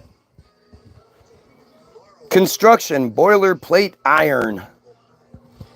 In 1858, the Dry Tortugas Lighthouse was built on a nearby island, and the first order Fresno lens was moved there from the Garden Key Lighthouse. Fresno lens. First order rotating catadioptric Fresno lens dated 1870. Yeah, in 1870 they were building this thing. Fuck yeah. And displayed at in this case, the diamond prisms inside the bronze rings and catadioptric dioptric prisms outside are arranged to concentrate the light from the central lamp into 4 revolving beams seen by sailors as 4 flashes per revolution. The assembly stands 2.4 meters tall. So wait, this was lit by a lamp, right? They didn't have electricity. The simpler dioptric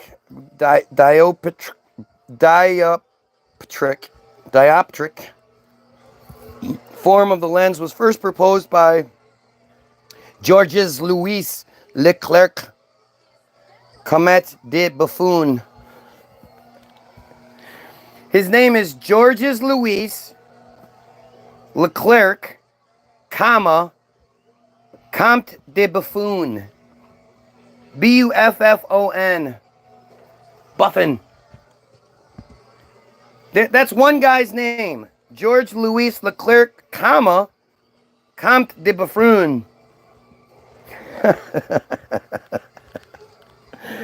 And of course, that's the guy.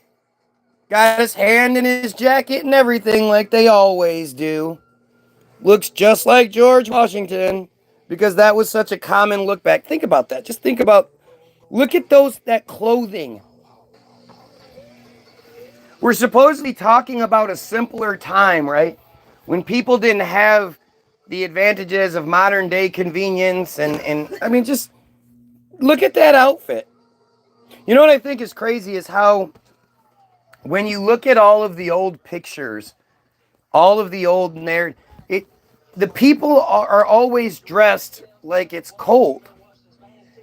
I mean, this is the guy that was in Florida. No, this is the guy that designed the lens, my bad. But when you like even look at like old school baseball uniforms. I was thinking about this the other day. If you look at the old school baseball uniforms, they'd make no sense. Why would anyone wear big, giant, super heavy-ass wool uniforms to play a game outside in the sun, like in the hot, hot sun, where you have to do running and shit like that? Like, it just, when you look at pictures from the 20s, 30s, older and shit, the people are always dressed in clothes from head to toe, hats on, and people will say, oh, that's just modesty. Modesty, that's unsafe. Like, we're keep fucking with it. It's hot as fuck here in Michigan. To be on those super hot days, to be walking around in clothing head to toe with a hat on and it's black, it's always black clothing, and you die. I head to toe in August, I think you would die from heat stroke. But this is one of those narratives that you see just countless. You see it everywhere. Somehow the people seem like they would go to the beach and they would go swimming in head to toe uniforms.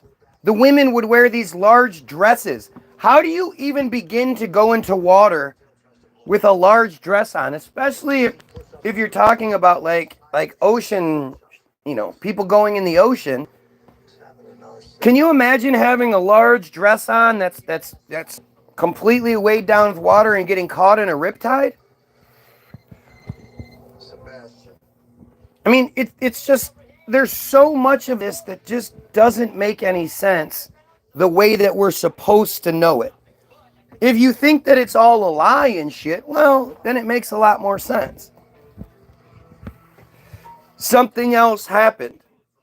That it was colder. It was clearly colder back then for some reason. But you see these narratives that we're given, these characters that are assigned these positions to explain how we have things that we shouldn't have. Oh, they just invented it. They just made it. That's it. There's a building.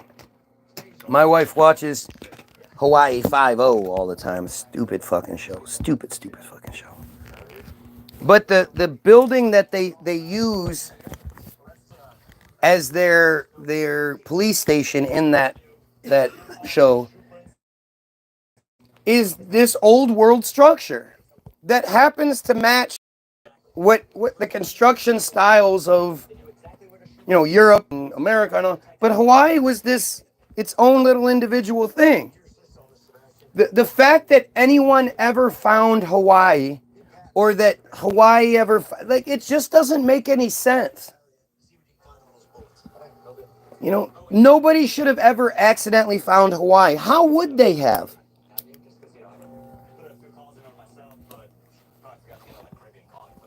Let's look that up real quick. Not real quick. This one's going to take a minute. Hawaii. Hawaii is an island state of the United States in the Pacific Ocean, about 2,000 miles southwest of the United States mainland. And the thing is, if you started at the United States at a certain point, and you deviated even a few degrees, by the time you got 2,000 miles out, you wouldn't be anywhere near Hawaii. How would anybody have figured that out? One of the two non-contiguous United States, along with Alaska, it is the only state not of the North American mainland, the only state that is an archipelago, and the only state in the tropics. Before statehood, it was the territory of Hawaii. I've actually been wanting to do this one for a while.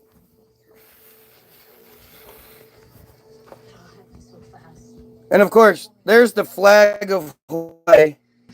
For some reason, this group of people 2,000 miles off the mainland, not only were like, yeah, we have a flag, but we're going to have a flag with a Union Jack in the middle of it. Look at that.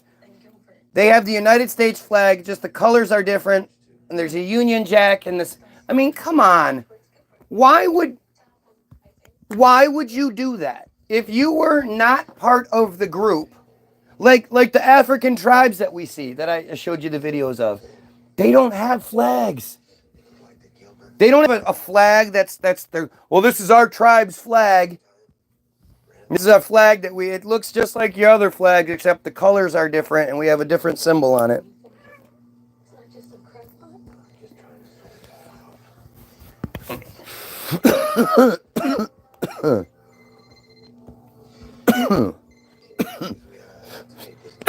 Hawaii consists of 137, I didn't know that, volcanic islands that comprises almost the entire Hawaiian archipelago. The exception, which is outside the state, is Midway Atoll. It's near Bikini Atoll. Spanning 1,500 miles, the state is physiographically and ethnologically part of the Polynesian subregion of Oceania. Hawaii's ocean coastline is consequently the fourth longest in the United States at about 750 miles. The 8 main islands from northwest to southwest are Niihau, Kauai, Oahu, Molokai, Lani, Maui, and Hawaii. I don't care. After which the state is named. The latter is often called the Big Island or Hawaii Island to avoid confusion with the state or archipelago. The uninhabited northwestern Hawaiian Islands make up most of the Papahanaumokuaike Marine National Monument, the largest protected area in the United States and the 4th largest in the world. You do that, you're going to tip over.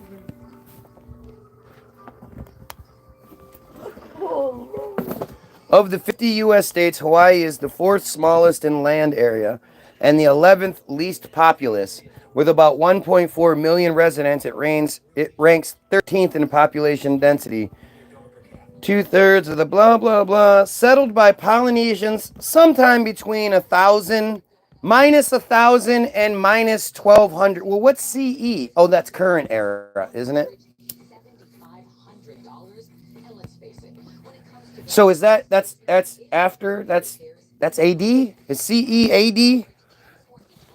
Hawaii was home to numerous independent chiefdoms.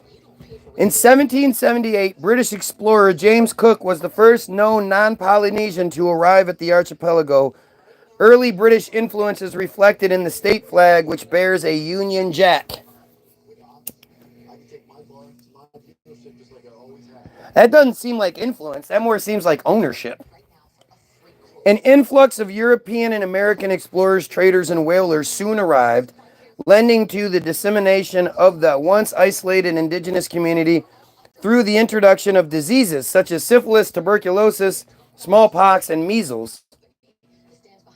I mean, again, we're talking about just kind of stupid shit. Are we saying that in the late 1700s and early 1800s, it was easy to just jump on a ship and go to Hawaii? What would even be the purpose? Like, it's so far out of the way, it would just be pointless.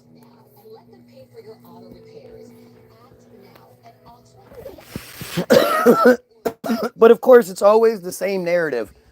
The white people came and their diseases wiped out the population, and it's just stupid.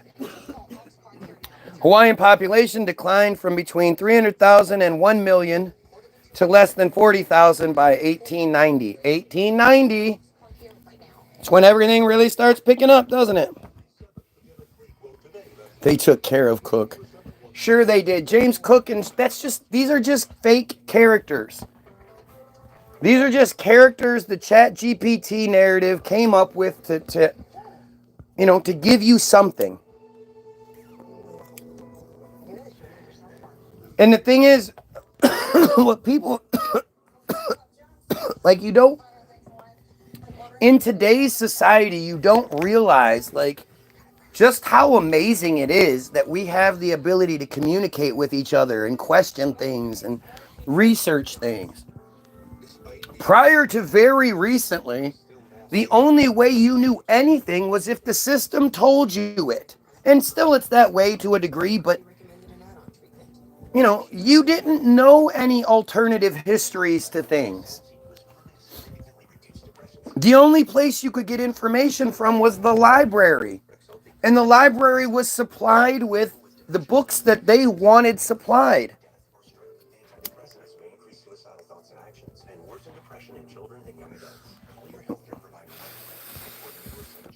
Hey, here's some depression medicine that is known to make people want to kill themselves. You should take this. And then when this makes your face start twitching, then take this other thing. Yeah, it's probably going to stay that way, but at least it'll be more mild when you take this other thing. The other thing's going to make you want to kill yourself. So then you're going to have to take this thing to counteract that, which means you'll have to take this thing to counteract that, which means you'll have to take that thing to counteract that. This is how they work. Hawaii became a unified, internationally recognized kingdom in 1810, remaining independent until American and European businessmen overthrew the monarchy in 1893. This led to annexation by the U.S. in 1898.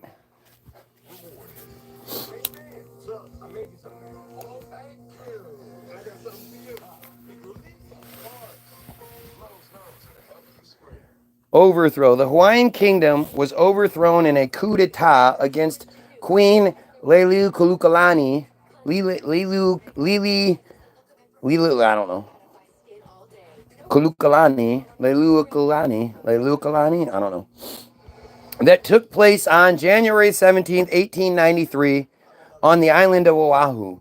The coup was led by the Committee of Safety composed of 7 foreign residents, 5 Americans, 1 Scotsman, and 1 German, and 6 Hawaiian Kingdom subjects of American descent in Honolulu.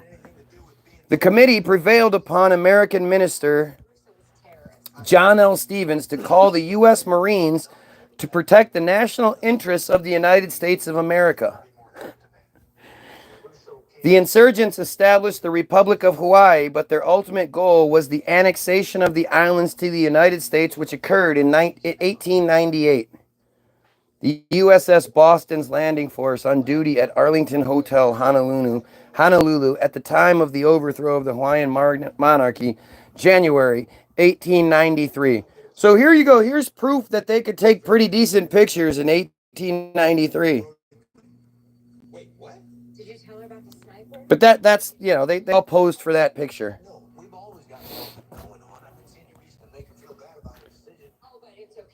Let's see. The Kamehameha dynasty was the reigning monarchy of the Hawaiian kingdom, beginning with its foundation by Kamehameha I in 1795. Seems weird.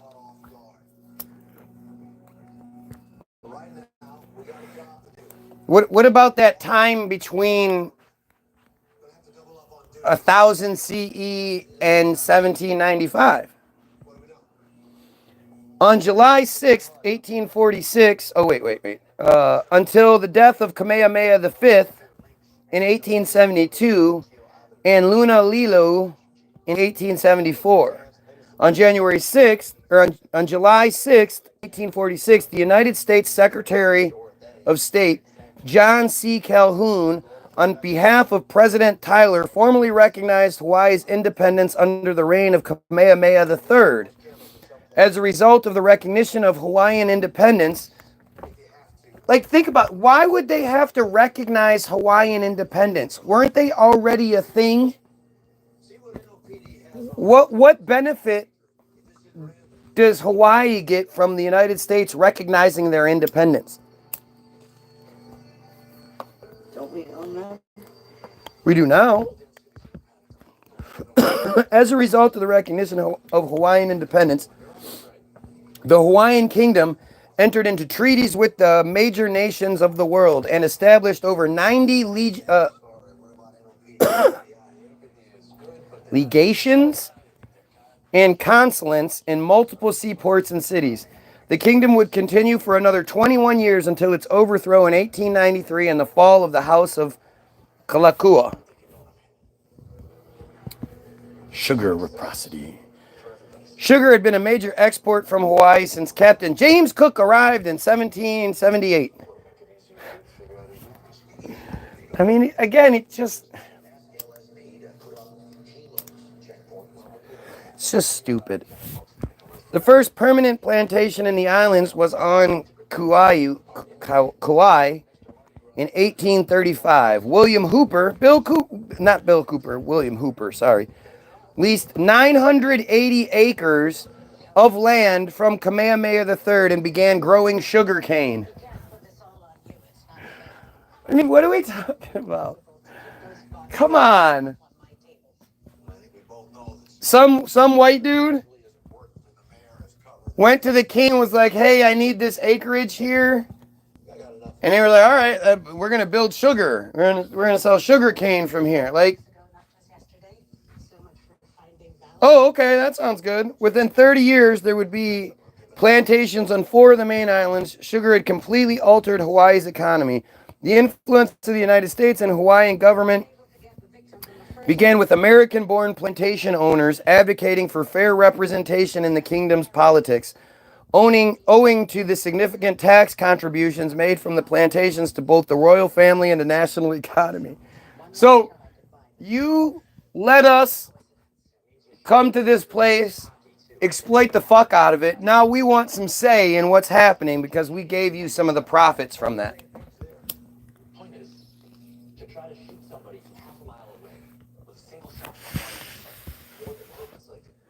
And you would think by 17 whatever, because everybody was in such good communication with each other anyway, that the Hawaiians would have heard about America's propensity to take shit. You know, to kill all the people, the natives, and take it. You would think they would have wanted nothing to do with the United States at the time. Guess not.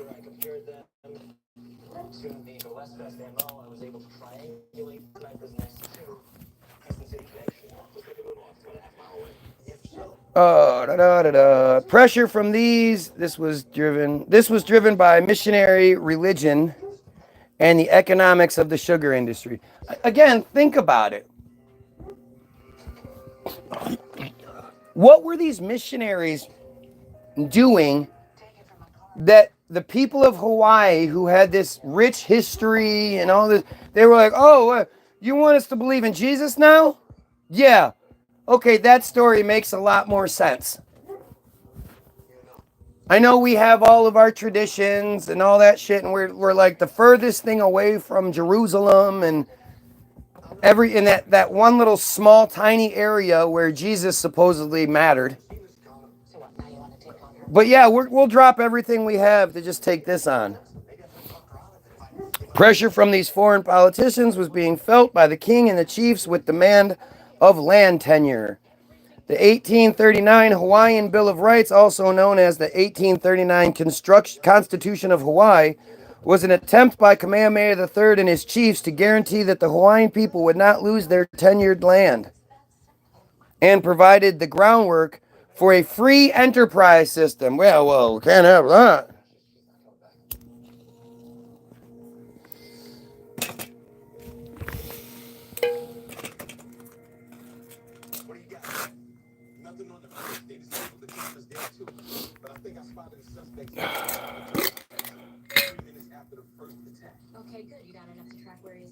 Of course the history is going to start when we discover it. Right, because there wouldn't be a history from before that.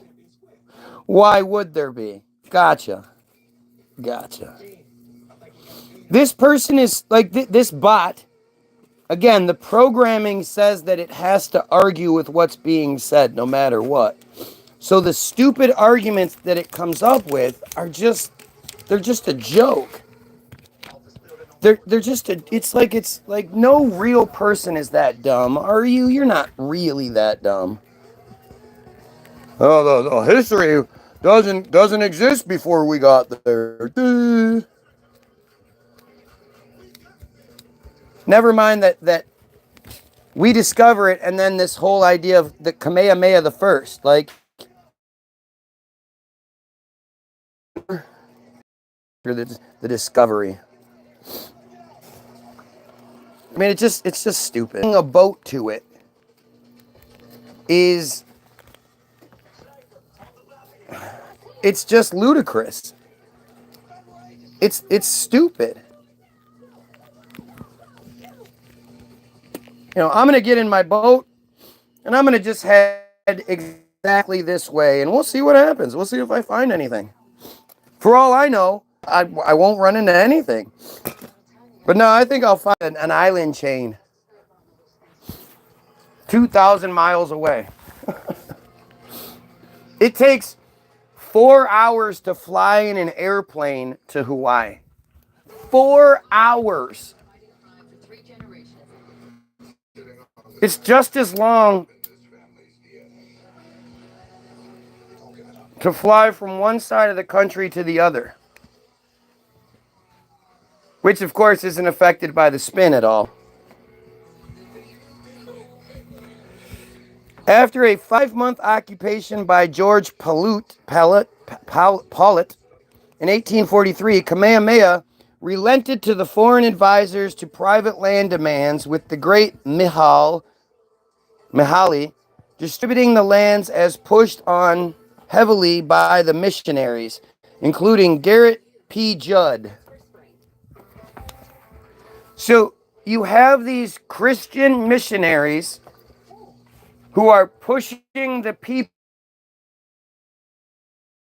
to give up their land, their rights, their everything, so that rich Jays can come in and own all of their shit.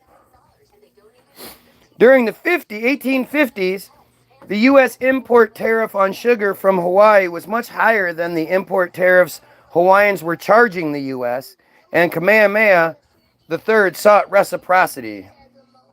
The monarch wished to lower the tariffs being paid out to the United States while still remaining the kingdom's sovereignty. So wait, if we weren't going to get the sugar from Hawaii, where were we going to get it? Why would Hawaiians they would so desperately need the U.S. money interest? Weren't they just fine for 1,000 years prior to that? Why would they suddenly desperately need the United States' influence and input, and especially our money? I mean, it's just dumb. It's just dumb, and it's bad business. You're charging, you're being charged much more than you're charging. Well, what? You're not even making good profits at that point then. Funny how it's all about tariffs again. The monarch wished to lower the tariffs being paid out to the United States, was still maintaining the kingdom's sovereignty and making Hawaiian sugar competitive with other foreign markets. Again, it just doesn't. Why would they give a shit? China just raised the tariffs on the U.S. to 84% in retaliation for Trump's childness. Right, of which we pay for. Yeah. Oh yeah. 84%. We pay for. That's almost doubling the cost. That's of everything. Everything coming out of China is now going to be twice as expensive as it was. If it cost $1 before, it's going to cost almost $2 now. It will with tax. Yeah, after the United States takes their money from you on top of it, because they love us so much and they have our best interests in mind. In 1854, Kamehameha III proposed a policy of reciprocity between the United States, or between the countries, but the proposal died in the United States Senate. I mean, I love this idea of the Senate, right? The 1850s, so what? All these senators and whatnot, they ride their horses into work. And then they have this gigantic marble stone building, all these pillars and all this shit that was lit up by lamps, lit up by candles and shit. And then they sat around having government inside these giant, and then after work, they would get on their horses and then ride home to their little fucking, little shanties, little nothings. That are their giant houses. Self-parking cars in 1933? Of course, all this shit is super old. And if traffic was bad, the parking problem was impossible, just like now. So one California genius just proved the simile useless as a fifth wheel. His fifth wheel aimed sideways, and with it you could sneak into the tightest hole. Power steering? Well, somehow it never caught on. Why not? We'll never know. Somehow. So this thing would have made life better, easier, all that for everyone. And it just didn't catch on. It's like the Concorde. Again, I brought this up yesterday or the day before. The Concorde made it easier for the richest and most powerful people to fly across the oceans in take. Really, really interesting how this is working out today, isn't it? I'm down to 1 to 0 viewers, and the feed keeps getting fucked up. Yet, I have multiple people commenting, but it shows me 0 viewers. How do you think that makes sense? As early as 18, right, so that's the third person that's commented since I noticed that we were down to 0, and now we went back up to 1. So clearly there's more than 1 person here, or 0 people here, like it keeps showing me. Why do you think it's doing that? Now we've jumped back up to 4. 4 viewers, 4 likes. Doesn't that make sense? Yes, sir. And these are just, oh, look. The feed is now fucking up.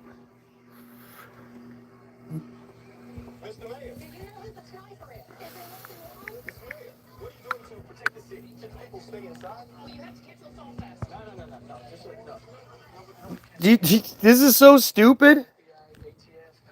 Yep, now it's my old phone and my questionable connection, right?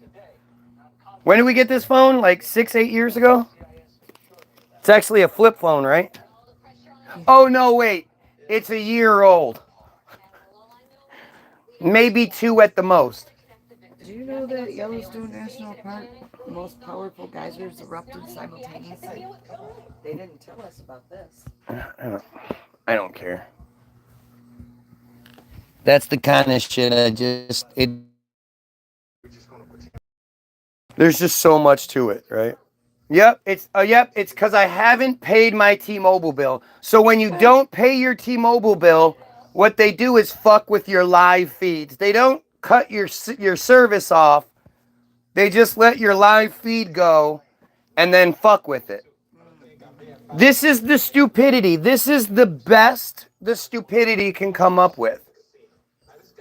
Now, if you Occam's razor things and you just, you cut out the bullshit, the only thing that makes sense is censorship. But that's not what it is. It's something complicated. Like T-Mobile is watching my feed, and then they're like, you know what? He hasn't paid his bill, even though we absolutely have. They're like, let's just fuck with it. Let's make the connection go bad. Because I'm only in Redford, surrounded by cell phone towers. T-Mobile says, we're going to let him go live, and we're going to let the feed go up a little bit, but then at some point, we're going to show him 0 viewers, even though there's more than 0 viewers here, because he didn't pay his bill. That's literally what one of these dumbasses just implied. Oh, great. Now we get this dumbass here, this female. This chick is the dumbest female I've come across in a long time. She's so proud to show how stupid typical girls are. I'm just a dumb girl. T. She is embarrassing. You know who was just the highest recorded IQ is a woman. Didn't say that. See? Another dumb girl over here. Right?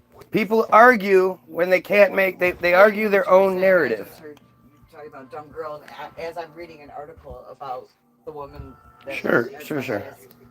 in the world. Yeah. This chick is the representation of dumb girls. Because there are plenty of dumb girls on here or in the world. This chick is just as literally as dumb as it gets. Like, seriously, I've come across some dumb people on here, but this chick is as dumb as it gets. She's a female Trump supporter. Need I say more? I'm not about to read the rest of this. It's fucking insane. It's just insane. The whole Hawaii story is insane. It's 16 million bricks, 70 miles off the coast of the Florida Keys to build a giant fort. Like it's if you open up the books on Israel, you demonize Israel. It's just stupidity. And you have to see it for what it is. This chick, again, make the Guy Williams sucks video. Why not make the Guy Williams sucks video? Prove that you're not a bot. Any one of these fucking bots on here wants to prove they're not a bot. Make the Guy Williams sucks video. Why not make the Guy Williams sucks video? I don't get it. You can't really prove much. You don't have much weight in any of these conversations. Yet you could absolutely prove this one piece to be true, that you are an actual human being, And you're not even willing to do that.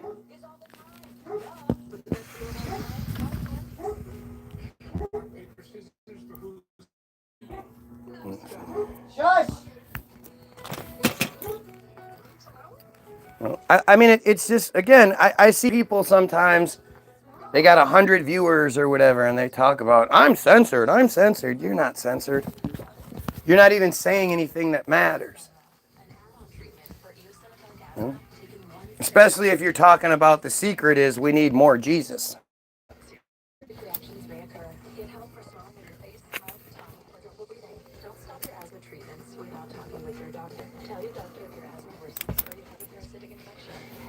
You would think it would be a really easy thing to do is to make the Guy Williams Sucks video.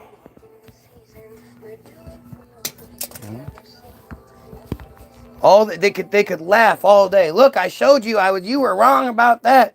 I proved it, blah blah. They could easily do it. But they don't. They have no, you know.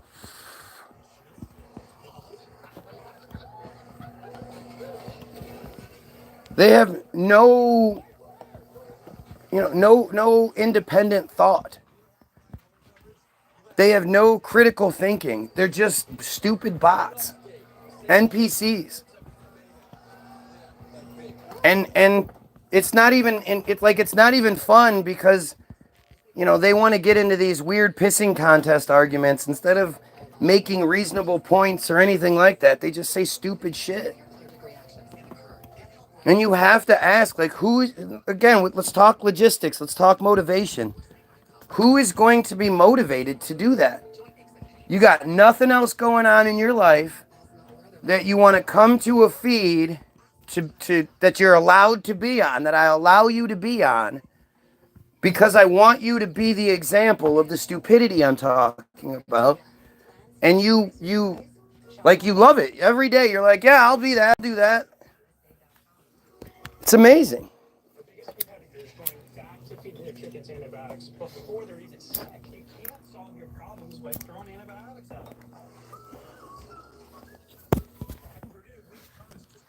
It's fascinating. And of course, ask any one of them, why are you actually here? What's your reason for being here? You could literally be watching anything else. You could be doing anything else, You could be cleaning your house. You could be watching TV. You could be sleeping. You could be jerking off. You could be doing whatever you want to do. But instead, you want to come here every day for what? For what?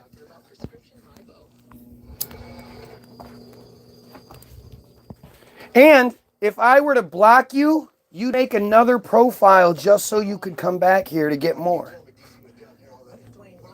Does that make sense to anyone? Do any of the real people, do you do that in real life? I know I don't. I know there's nothing in my world that I go trying to troll and get my ass kicked every time and just keep going back. Yeah, buddy.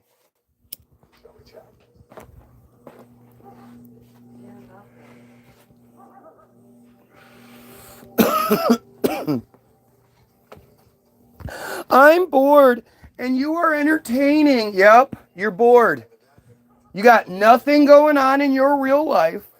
And apparently there's nothing. I'm the most entertaining thing in the world because I think we should kill pedos like you and get rid of the J control scheme, the slavery.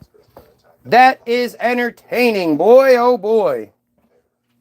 That makes sense. You are right.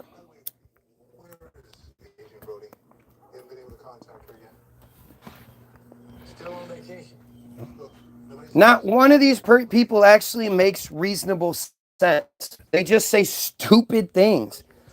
They say things that only they relate to, and then they stroke each other off like, yeah, look at it. Look, we did it. I was about to say, are you actually going to finally do it?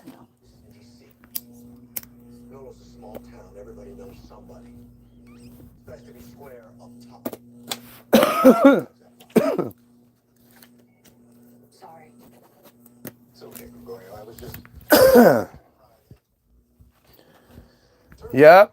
Again, because that's not censorship. It's not you realize I just flat out called that guy a pedo, and instead of denying being a pedo, he just said more shit. How many of you would do that? I mean, make it make sense, people.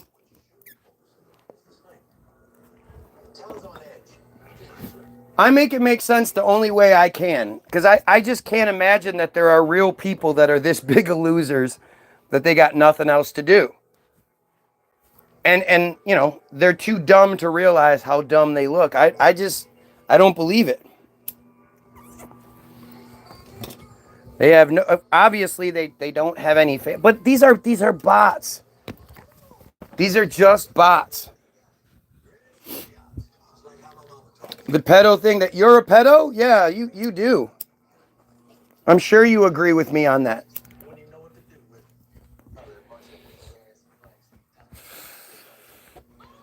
But let's just say you're a real person who agrees with me that we should kill pedos.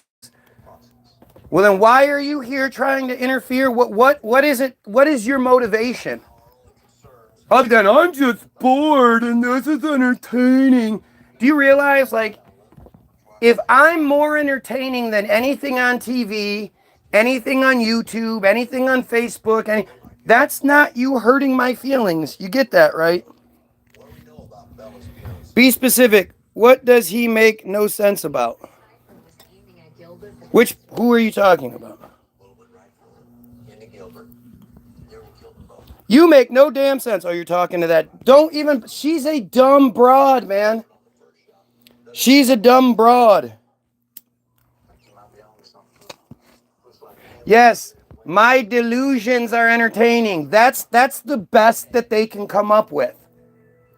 But even still, how would that negatively affect me? If anything, so if they're the only viewers that I get, why not really try to hurt me and not show up? Then I would have no viewers. Like, it's so obvious what's going on here. This isn't real. These aren't real people.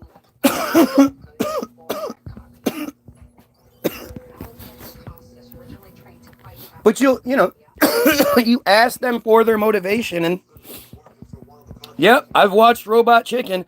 I would imagine Robot Chicken would be more entertaining than I am, but apparently it's not, which is supposed to be a bad thing. Let's start with him believing submarines aren't real. So, me not believing in submarines, some random person in Michigan not believing in submarines like you do, boy, if that's not motivation, I don't know what is.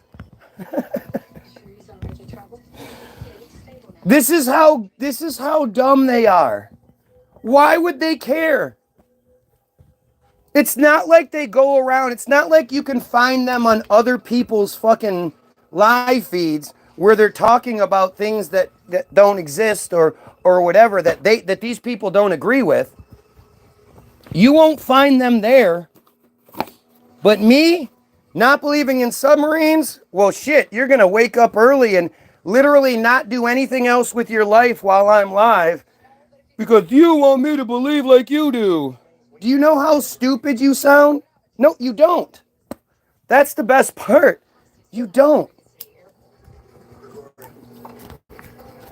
Yeah, I know. He thinks we should kill pedos and wants to expose the J control, the slavery, wants to stop the genocide of millions of people, thousands of people, hundreds of thousands of people. I know there's all those things, but he doesn't believe in submarines.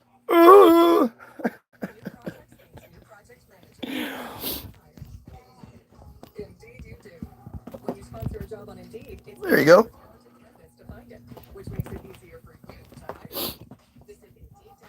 What does that have to do with a fort on an island? What? The same people that tell you the fort's on the island and it's just there in the 60s, they're the same people that tell you there's submarines. Like, it's just stupid. This broad is so stupid. I went on the sub and saw the sea serpent at Disneyland. Yep, sure did. On a ride.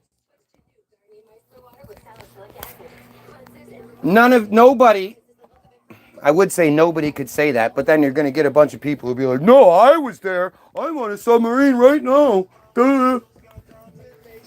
But none of you have been on a submarine that was deep down 300 meters below the surface for 6 months on end. None of you have been there. It's dumb. It's just dumb. Let's start with the fact he doesn't believe in submarine. Did I not tell you that chick what she's gonna deliver? I set it up. I was telling this chick is as stupid as it gets, but she had every opportunity to prove that I was wrong, and instead proves me right 100%. You get pants. Annick all day calling the female electrician dumb. Oh, this electrician is clearly not working. She's an electrician, but I'll be damned if she has any work to do on a Wednesday at 10 a.m., 10:30 a.m. That makes sense. Thank you. Thank you so much for providing the example. Seriously, I literally couldn't ask. I've known lots of people in the Navy, but never met a submariner. Even if you had, like, the fact that people think that military people have some sort of obligation to tell civilians the truth. Of course they don't.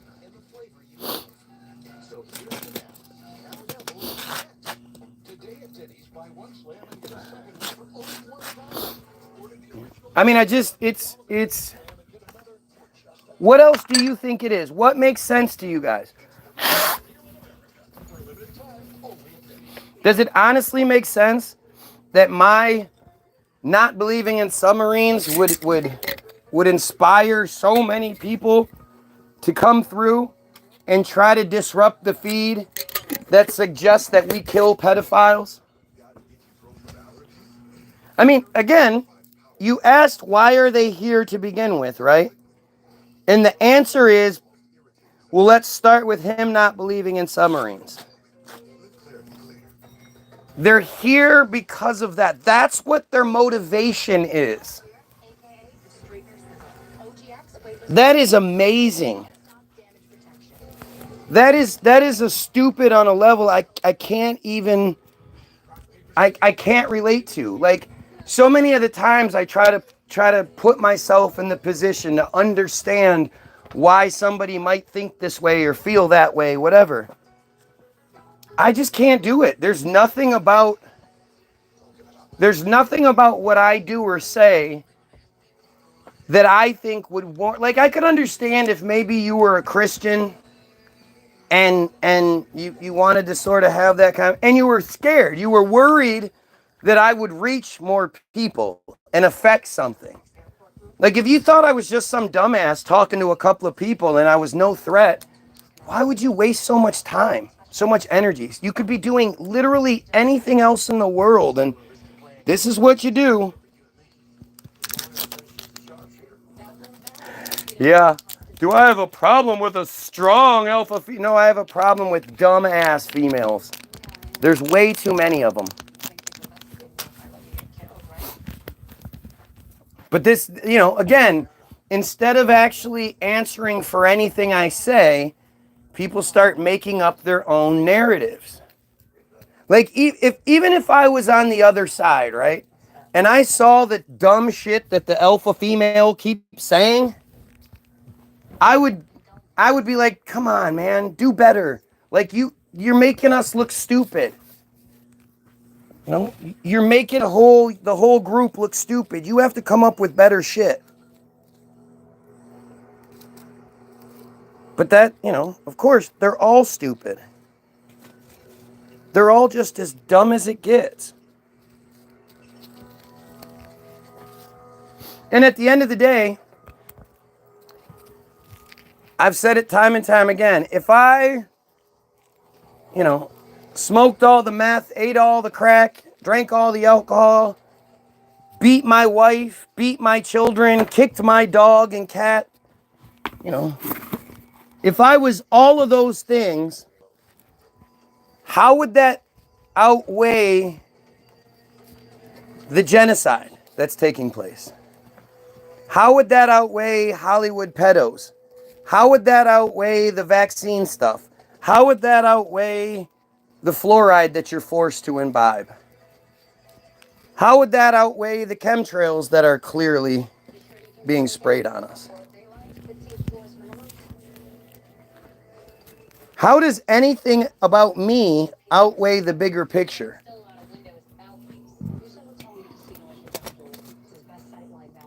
But isn't it interesting how you can ask these idiots the direct question, like, why are you here? What motivates you to come here every day?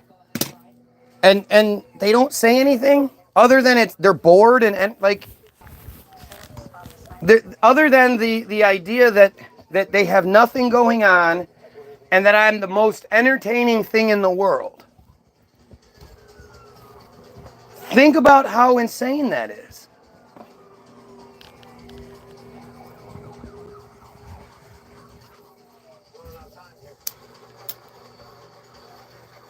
You know, that's, if you open up the books on Israel, they truly think that they're saying something that is like shocking or whatever, and instead they're acknowledging what I say. They're you know, they're validating my claims. You know? Ask yourself, why would any American support giving our tax dollars to Israel? Ask these idiots that. They're not going to answer. They have nothing to say. Ask any of these Trump supporters, if you're America first, why are you so okay with everything Israel? You know, the troops that are over there that are going to die. There's going to be a large contingent of American troops that die in a false flag attack. Enough of us start going against the narrative, the Israeli narrative. They're going to play the card, you know, the Pearl Harbor card, where for some reason the Iron Dome won't work or whatever it is, a bunch of American troops will be killed in some sort of attack. Like there should have been. There was either no response or a brainwashed sort of, well, they're our biggest ally. But it's Is it lost on everybody that yes. Trump's plan to invade and take over Canada? Canada is under. So you do that, you're starting a war with. That's England, a great point. The United Kingdom. That's a great point, and I haven't heard anybody make it. I haven't even thought of that one. Like, what the fuck? Nobody's thinking about that? The Queen's just gonna let us take Canada from her, huh? This person just said, King, whatever. it is a key to the Christian faith and is a stronghold foothold in the middle. Isn't There we go. Greenland Queen owned too? But it's Probably. the Norwegians? Oh, who knows? The idea that people think Why would Judaism be the key to Christianity? Well, because of because it was designed that way, right. But think about like a completely different religion, a religion that hates you, a religion that thinks your Jesus was fake, a religion that says Jesus' mother Mary is forever burning in a boiling pot of semen in hell. And Well, I mean, she cheated on her husband. oh God, yes. But Don't even. it's just fucking stupid. It's stupid that Stop hissing. You can't even see it. and you don't like you don't even get they can't talk about it. Stay here. They don't understand, why do they believe that way? Why do they think that way? They definitely don't think that way about Muslims. And then they're dumb enough to believe that Israel is somehow an ally of ours. The only reason Israel is an ally is because we give them so much money and power. They literally do nothing for us. No, there's no benefit that comes to the United States, especially the United States people, from our association with Israel. It's a completely one-sided relationship. And when you hear them talk, like they say terrible things. There is grace in their, T-H-E-R-E, ignorance. You just did that. Stop it. Bernie Sanders doesn't support. Yes, he does. God damn, are you stupid? All Jays support Jays over everything else. How come when Bernie Sanders was doing well in the polls, there wasn't all of this talk about a potential first Jewish president? When it was Obama, that's all people could talk about. The first black this and that, first black this and that. The first openly Jewish president, especially during the 2020 election, we had tons of Jewish candidates. Bloomberg, Bernie, wait, we never talked about Bernie. Bernie Sanders, like all of these guys, and nobody talked about it. Nobody talked about the importance of the first Jewish president and how that would affect relations with Israel and all that. Nobody, they just hid it from you.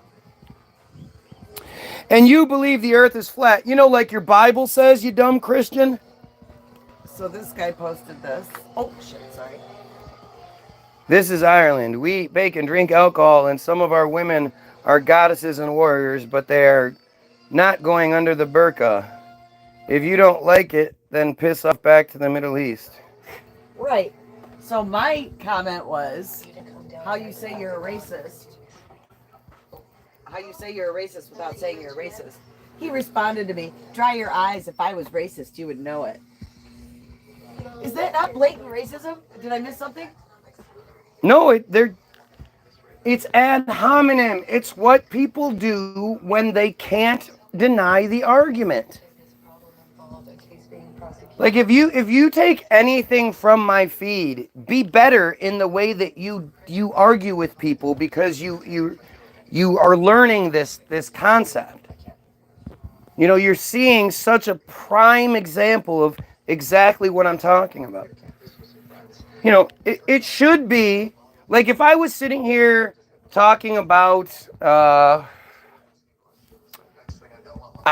don't know, just whatever, like I don't know, whatever, where I was like everybody's grass is 1 foot long, and you're like, no, there's lawnmower. Like nobody would sit here and start talking about everything else. If I was talking about the grass everywhere is 1 foot long, people would be like, no, dude, my grass isn't that long. And I would never have the grass that long because of this reason and that reason. And look out your window, you can see it. They would directly address what I'm saying. If I sat here and said that unicorn poop was the solution to all of our problems, it was a renewable resource.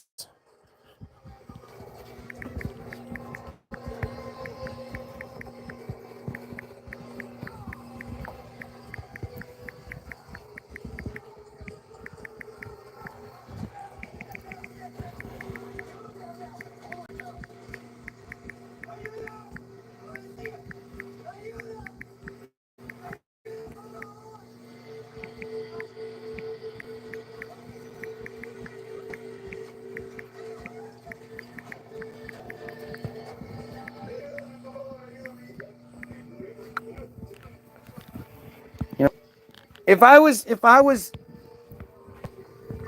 saying about the unicorn poop and how it's a renewable resource and it's non-polluting and it smells great, and you know, if you wanted to, you could eat it. It could solve hunger problems. You know, unicorn poop will bring peace to the world. Everybody would absolutely address what I'm saying. What do you mean unicorn poop? That's crazy.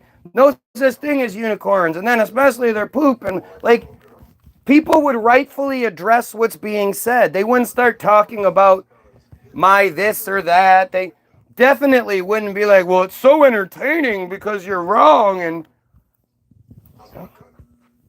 it would be a simple thing. If I was sitting here trying to argue with you guys that 2 + 2 was 10, there'd be more than enough people on here trying to tell me how I was wrong. And yet when it comes to any of this real shit, the Israeli stuff, the election stuff, the Trump stuff, the pedo stuff, the J slavery, they want to talk about everything else.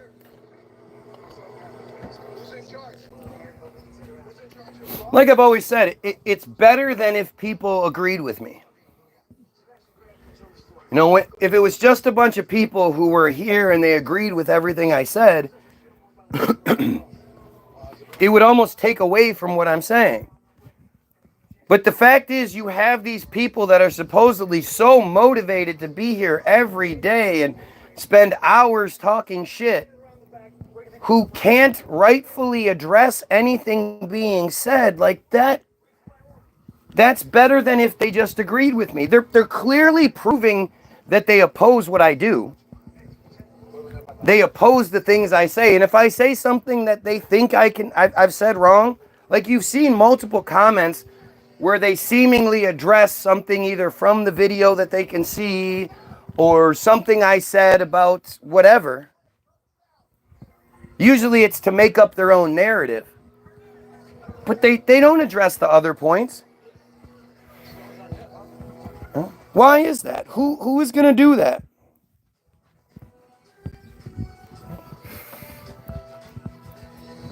You call these people fucking pedos, and they don't even deny it. They address certain parts, but they don't address that. Why wouldn't they address it?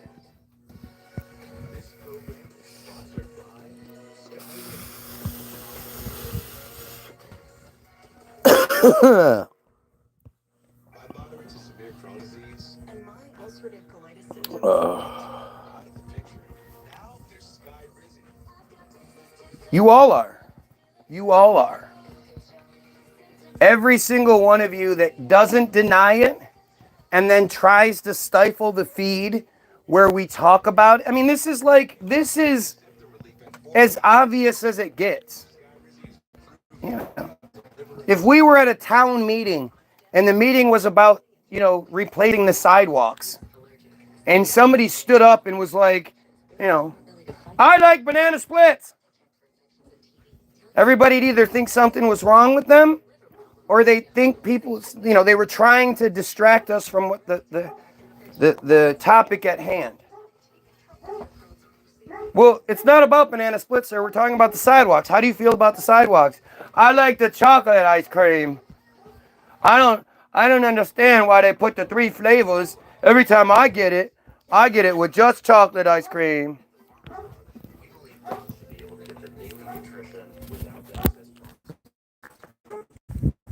It's a level of like, it's the level of honesty, really. They're being honest. Shut up. What do you want? Bring it back. You got the pay. Thank you. You're welcome, guys. Have a great day. Look, thank you. Thank you for saying that. She just said, I like banana splits. She just did what I say they do. She actually acknowledged something from the feed, something directly being said. Yet when it comes to we should kill pedophiles, we should cut off Israel, we should, you know, stop the J slave, she has nothing to say. No, it's across the street, dropping our pan back off. This is how stupid they are. When I'm talking about what they do because they can't do anything else, she just absolutely provides the example. If she could address anything being said, she would. She can't. She can't have conversations about old world stuff. She can't have conversations about politics. She's dumb. At the very least, if this is actually a real person, which it's probably not, it's not. You know, if it was, you know, with her being alpha, so fucking full of herself, if I said make the Guy Williams sucks video, she'd be the first one to do it. But of course, can't do that. Like, this is just so obvious.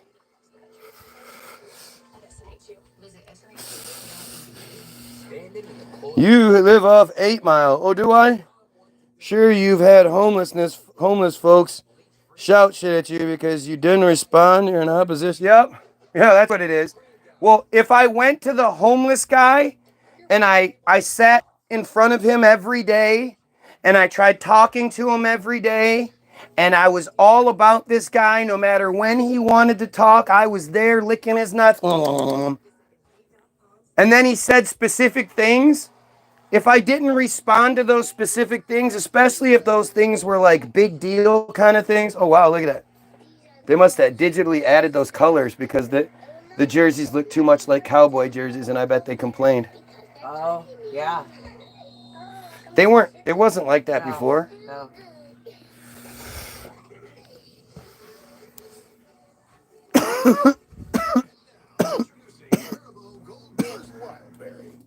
And see, again, somebody is trying, like this person actually thought that was a good point. That what they do, being here every single day, for hours on end, is the same thing as if some homeless guy shouted something at you from while you were like driving by or some shit.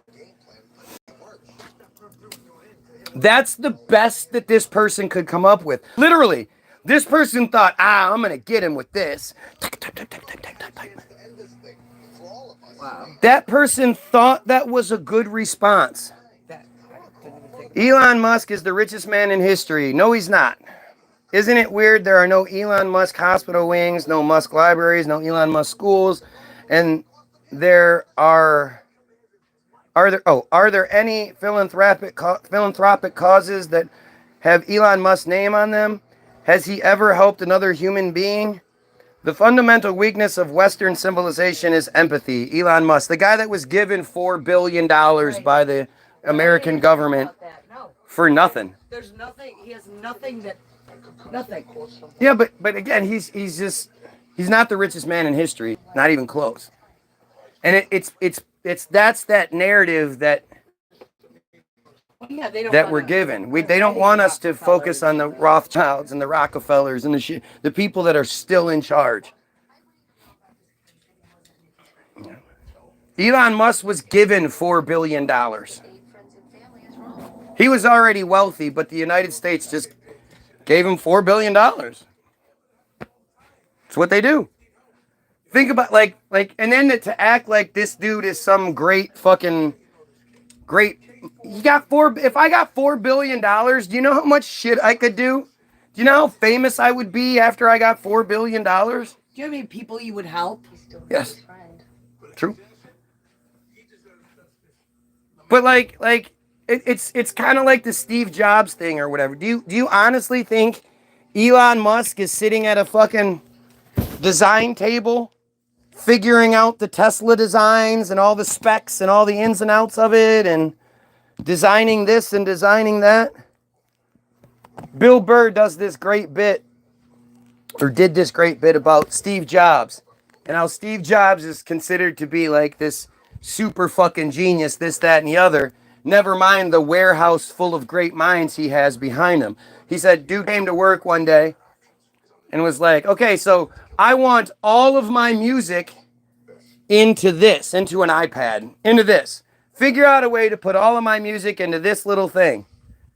And then they figured it out, and then he gets the credit for it. It's the same thing with Tesla. It's the same thing with any of that shit. Elon Musk isn't some genius, just like Trump isn't sitting there trying to figure out the budget and all that shit.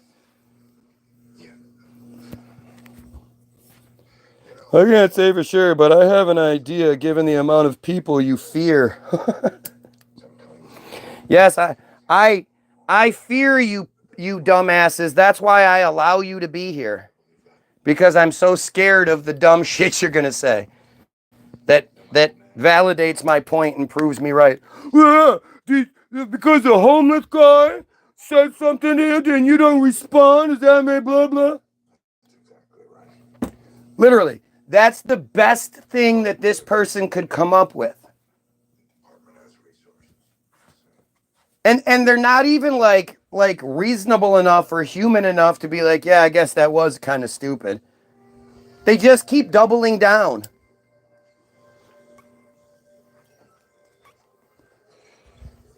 You know, I love it. Like I say, I there's a reason why I allow you guys to be here. If you weren't valuable to me, I wouldn't allow you to be here. It's so simple. When I need proof of how stupid the average female is, boom, boom, everything she says is just stupid. And of course, they continue to like reach out to each other because they know they can't get any validation anywhere else. So they just keep stroking each other off. Oh yeah, that was a good one. That was a good one. Oh yeah, that was a good one. Now here, I'm going to say something stupid. You tell me what I said was good, okay? It's almost embarrassing for me, right? Like it's like, seriously, this is the best I can get.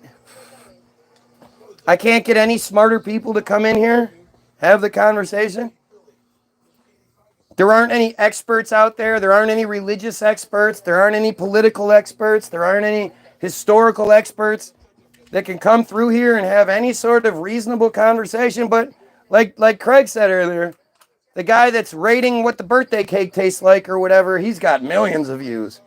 The fucking doofus. So many people do the thing where they go to different restaurants and then eat in their car like pigs, and they get all kinds of views for it.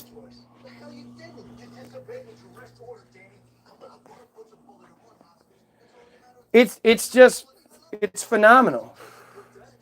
And you know, the system's so stupid that they forget that they gave me the best example possible.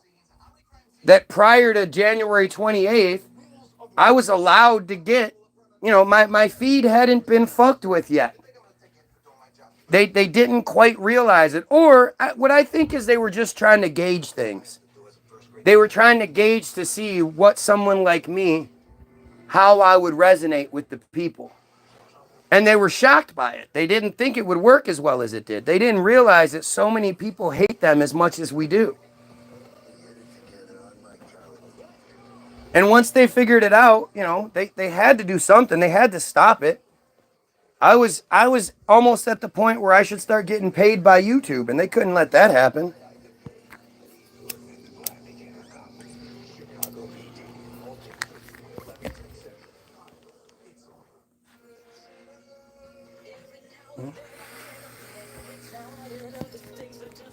Just pay attention to the fact that none of these people are here denying the genocide is bad. Denying that you know, when I say we should cut off Israel and all that shit, they're not denying it.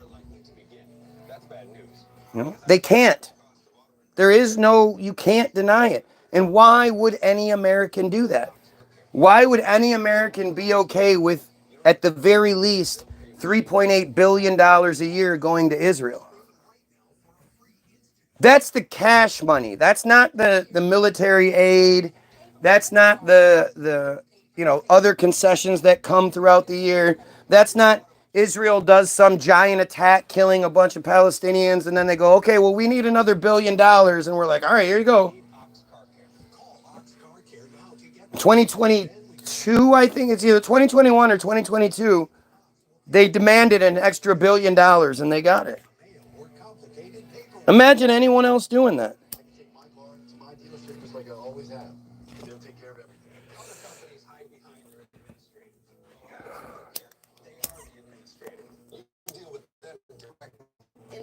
Why would anyone support that? You know, I get if you're a dumb Christian and you're brainwashed and you know, but they're God's chosen people and you haven't given it any thought. But once you even give it some thought, like why would you as the Christian want to be the secondary source? Why wouldn't you want to be one of God's chosen people and instead you want to be one of the chosen people's slaves? How does that make sense to you? They don't realize the ramifications of what they're saying. But it's not even that. It's just from on a surface level. You believe your Christian God, the bad guys of the Bible, the people that killed Christian God's only kid, and that those are God's chosen favorite people. You know that, you say that, but Jesus was one of them, blah, blah, blah. Why wouldn't you want to be one of them? Why wouldn't you, like, done that? Most people don't understand what God's chosen people means. When just from the surface, just on the surface, just the words alone. They don't think past it. They don't think past saying. I'm saying you don't have to think past it. If you're saying that your God's chosen people are these people, not you, why wouldn't you want to be that? Well, because you weren't born Jewish. So you can't be. You can convert. Everybody knows you can convert. We aren't talking about a race here. You know, you can't, as much as you want to dress like you're from the hood and speak in broken English and all that shit, that all the stereotypes that have been put into what it means to be black, you can't convert. White dude can't just walk around and be like, nah, man, I'm fucking black now. They do it all the time. No, they don't. They don't say that they're black. They've stolen the culture, no doubt, which the culture is a culture of ignorance. Right. Like, it's so stupid. But, you know, they don't realize it. They don't bother. PMP used to say he's black on the inside. Right. I mean, you know. Which just shows you how racist we really are. With his best intentions, he was being racist. Oh, yeah, He's saying he's was black. from the hood. He's black on the inside because he's from the hood and speaks like an idiot and, you know. Dresses the part. Dresses like a thug. Where's the thug uniform? Well, you know, part of being the thug means you have on shoes that aren't tied or don't have any laces, and you wear your pants. You make it so you're harder to get away from if you have to run. Mm-hmm. Right. We did that ourselves. The pants sagging, that's what they used to do in prison to let people know they took it up the ass. Hell yeah. It's because everybody got the one size fits all clothes. It didn't. No, it's not. No, it's not. It's because in prison, the guys used to sag their pants to let the other prisoners know they took it up the ass. Okay, well, the story I heard is because in prison they don't have your exact sizes. You can still keep your pants up. You could still tie a rope around if you needed to. You could do what you needed to. No, it's because of the ass thing. It's like lipstick, right? The women that lipstick was a sign. Hookers used to wear lipstick to let people know that they gave blowjobs, because not all hookers gave blowjobs. So if the chick had on the bright red lipstick, you knew she gave blowjobs. That's at least what the narrative is. Who's to say it's true or not? But to think that women were like, oh, I'm going to do that. See ya. Be safe.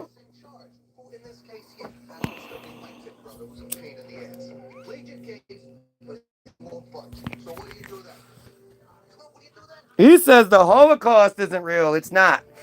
This dude literally comes in here every day and says the same shit. He doesn't say why I'm wrong. He says it like it's supposed to be an insult. And then he says I'm racist. How am I racist? It's again, it just shows you how stupid the average person is. Why would any of you that aren't Jay like protect the Jays and look at why would that be your motivation? They don't do that for you. They don't like you. But you're dumb enough to go, no. Like just incredibly dumb.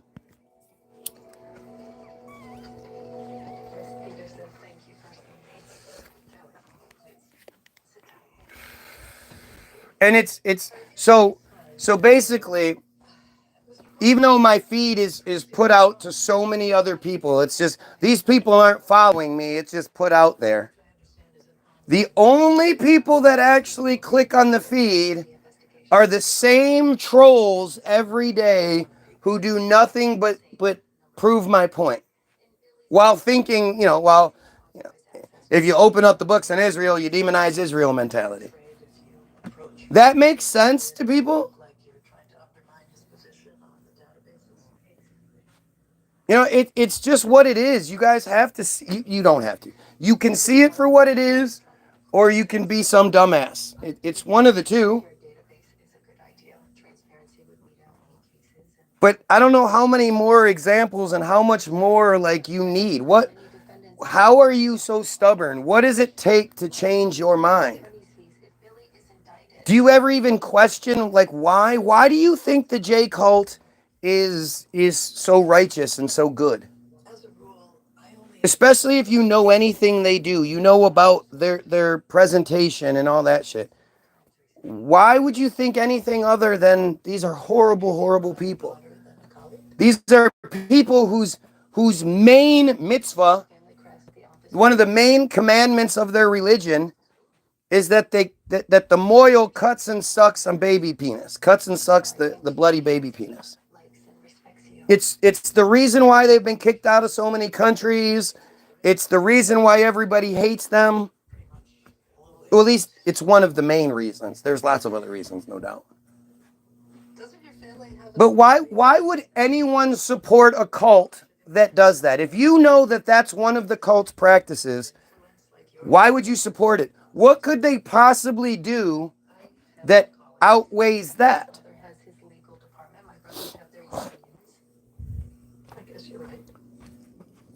The crazy part is, as much as I hate them, I don't think it's fair that they do that to their children. And then subsequently that they've tricked us into doing it to our children.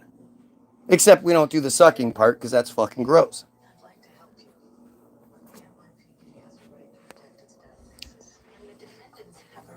Look at this dumbass. He's just going to say the same dumb shit. He's going to claim that he argued, claim that he debated. He's not going to, because again, if you said something once in the past, well, you can't say it again. Obviously, this dumbass has zero argument. If he was proud of his arguments, he would say them. If he knew he was right, he would say it. And it's just like all these other dumb characters. They don't argue anything because they can't. So they're going to try to ad hominem and try to distract and try to get anybody who's watching this and might be on the fence to think the worst things, to be distracted. Oh, it's red, white, and blue land. Oh, that's the Gulf of America. These are, especially the whole Gulf thing, literally it's dumb. It doesn't affect anybody. It's nothing. Yet so many people not only know about it, they have an opinion on it. But then when you try to talk to them about where $3.8 billion at the very least of our tax dollars is being given, they're like, I don't know. You don't think that's by design?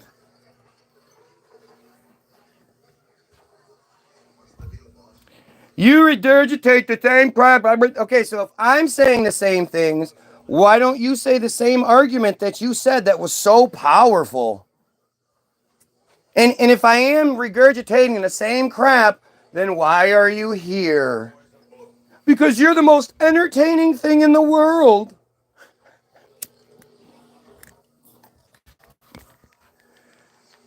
You're so desperate for my attention, if I block you, you'll make a secondary account. Because I'm wrong and I'm so bad. I'm here to laugh because you laugh at pedophilia, children being raped, and genocide. Boy, you are a top-notch character, aren't you? It's amazing. It's just amazing. Who do you think is behind all of these fake fucking profiles that say this dumbass shit? The only people dumb enough to say this shit are the Jays. They're stupid. I'm telling you, these are the stupidest people on earth. Look at how they dress. Look at how they talk. Look what they believe in. It's all stupid. And yet, of course, there's nobody in this that's going to actually address any of that shit, right? You're a waste of the tax-paying system. Right. Not the $3.8 billion a year that goes to Israel. You see how even the dumb shit you say can be used against you, but then you can't address the things that I say? You see how that works? Get on it, ugly. Don't see you owning him yet. He can't. There is no owning me.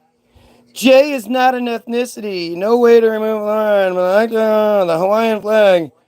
Your cell isn't throttled. What parts don't you understand about those things? J is not a race at all. You can convert to it. That means it's not a race. You are stupid. There is no way to remove fluoride. Once it's in the water, it's in the water. Okay, it's true. The Electoral College, that thing that only seems to matter when we get it wrong.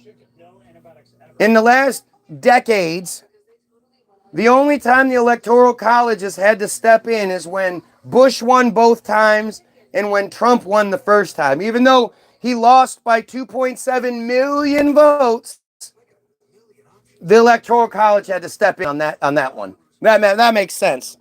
The Hawaiian flag has a Union Jack on it. I don't know what part you're not understanding there. And the cell isn't throttled. Nope. It just makes sense that here in suburbia, my feed would get fucked up all the time. Oh no, wait, remember it's because I didn't pay my bill. That was your thing. Was the reason it shows 0 viewers even though there are more than 0 viewers is because I didn't pay my bill on time. Like again, do you see how I address what's actually being said and smash it? Yet these dumbasses just keep saying dumb shit. All these things I've seen you get absolutely owned. Yep. Absolutely owned. They just can't do it again. Can't do it again. You've seen it happen, but you didn't bother to take notes. These are all people who support the genocide. These are all people who support and protect pedos, and who probably are pedos. What else do you need to see? Math science lift is life. Yep, that's what it is. Math science lift. Oh.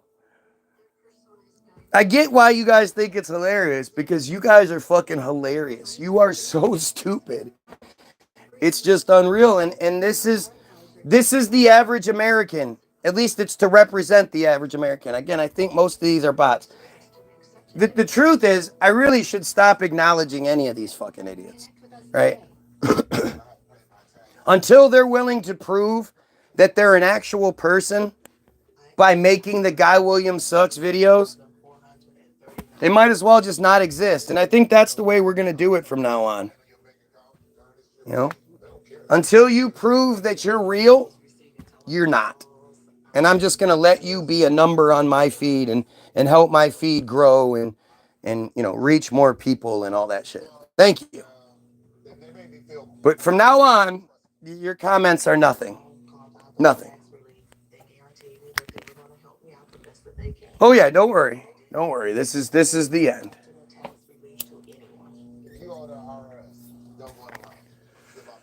And I hope people understand that. And I have to remind myself tomorrow to make the acknowledgement for anybody that's wondering why so many dumb comments aren't being acknowledged. Because I'm no longer going to sit here and argue with bots and try to prove the point. I'm just going to let the bots do the work for me. And you know, you'll see it. The desperation. Please, guy, pay attention. Please. Please, I need your... This guy's teeth are so fucking weird. See if they show him again. Look how easy it is. Now I can relax. Look at his fucking teeth. They look just strange as shit. Yeah. Yeah. Seems pretty simple. And understand, like this is a challenge, right? This is a straight up prove yourself to be real. And we'll go from there. Like you'll get the acknowledgement that's necessary. I won't be scared. I'll fucking flat out be like, yep, that person was real. There are more examples of my feed not being throttled there. But, you know, the excuse is always that if they made the video, I want them to make the video because it'll go viral and get me so much more attention. These arrogant pieces of shit with 0 subscribers, 0 videos, nothing there. They have literally, it's a fake page. They're claiming that if they make videos, they could go viral. If you make videos that could go viral, why aren't you? You could literally be getting paid. Did Ugly Splitters, are you dialing up something good to say? No, he's trying. I'm sure he's trying. He doesn't leave. He watches. But he's trying to sit there and come up with something, but he knows he can't. But again, you see the direct acknowledgement and even another commenter, you know, pointed out like, all right, let's see what you have to say. You're claiming that you're so capable and you're such a you own things so much. Let's see you do it. And of course he doesn't. But these idiots claiming that if they make a video talking shit about me, that it would go live and go viral. Like again, why wouldn't you do that? If you have the ability to make money from your presence, from your creative ability, from talking shit about somebody, who's not going to do that? Especially in this day and age, man. You would think people would be all about that. If making a video about how bad I suck was the key to going viral, like, why aren't more people doing that shit? I mean, maybe 1 or 2 might be like, I'm not real comfortable with that, but all of them have the same dumb excuse. And I've said before, all you have to do is send me the link. Once you know I've seen it, I'll let you know if I've seen it or not. Just take the video down. If you're so worried about it going viral, then take it down. They won't.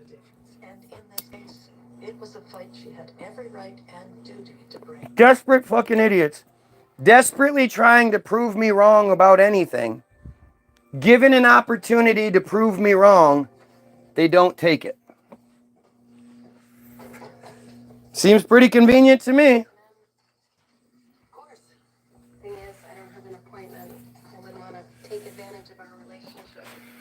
I guess I deserve that. You know, it's as easy as it gets, man. It's not as complicated as you think it is, or you've been told to think it is. You know that I would never ask for You're smart enough to see it. You're told you're too dumb. You're told it's so complicated. You can see it. There are plenty of people that will see this and be like, yeah, you know what? Where is the opposite? Where's the real other side of this? The dumb broad says that she's here because I don't believe in submarines. That's her motivation. Like, it just,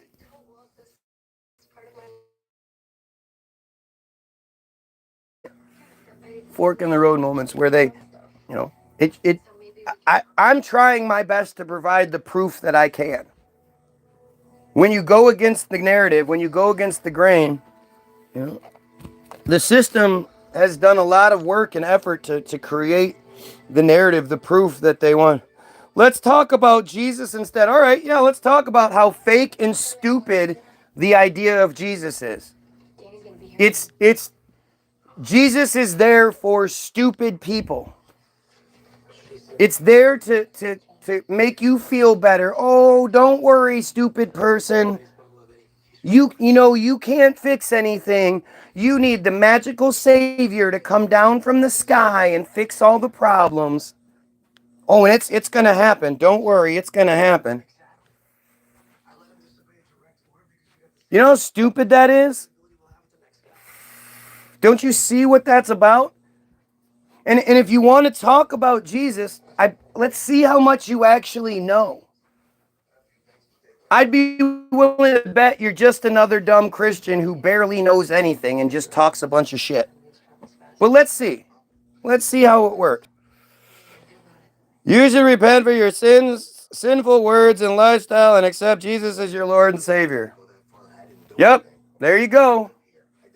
More stupidity proof.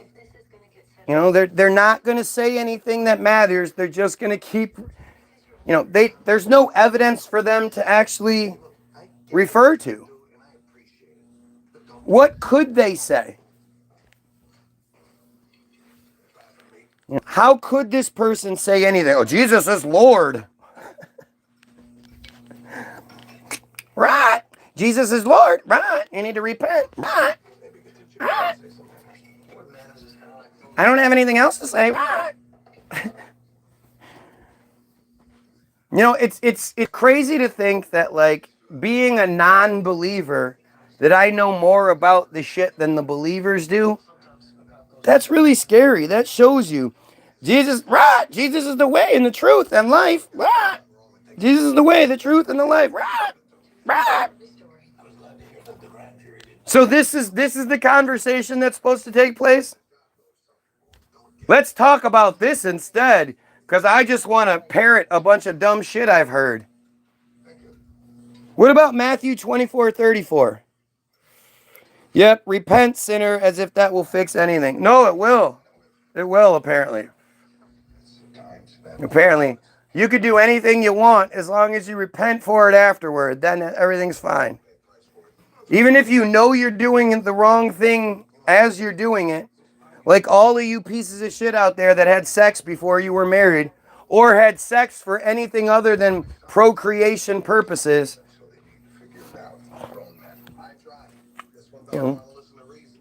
you're going to go to hell, but that's okay. You don't mind.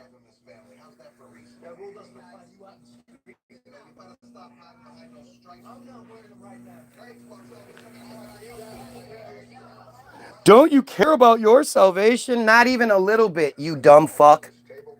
Do I care about what supposedly is going to happen when I die? No. I'm much more concerned with the salvation of the innocent Palestinian women and children, especially the children, being killed by the piece of shit Israelis as we speak. The thing about Christians is they tend to believe that, like you're told that Christianity is the absence of ego. And yet, it's the total opposite. This idea that it's all about your own personal salvation, as long as you repent for your sins, that's what matters. It doesn't matter how you treat other people. It doesn't matter if you stand against the crazy pedophilia, especially in the church. Because again, this is one of those things that the Christians definitely don't like talking about, is how so many clergy, so many Christian clergy, Catholic, whatever, they're all Catholics, how much they love raping children and then protecting those that do. Hell is not a joke, my bro. No, it is. Hell is fucking stupid. It's fake. Israelis and Palestinians need Jesus too. Well, the thing is, a lot of Palestinians are Christians. So they must just not be praying right. Is that what it is? They don't have their eyes closed hard enough? Another one of these arrogant fucking Christians who thinks, well, if I pray, God answers my prayers. God, those Christian children that are being raped by a clergyman, they're not praying enough. They're not praying the right way. Not like this guy. All those Christians being murdered with bombs being dropped on them, American-made bombs and American-made planes by Israelis, they must not be praying the right way. Isn't that what it is? It's idolatry to pray to humans such as Mary.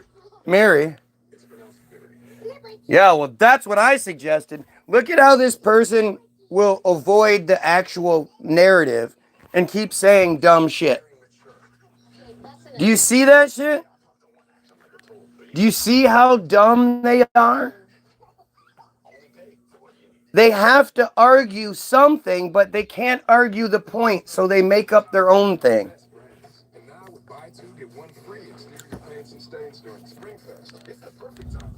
You know, your God is such a piece of shit. If your God existed, which it doesn't, but if it did, it's such a piece of shit.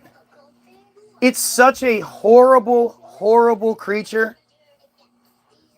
Well, I'm going to make a planet full of people where I want, out of the 8 billion, I'll have, I don't know, 1 billion, 1.5 billion worship me. The other 6.57 billion people, well, they're all going to die.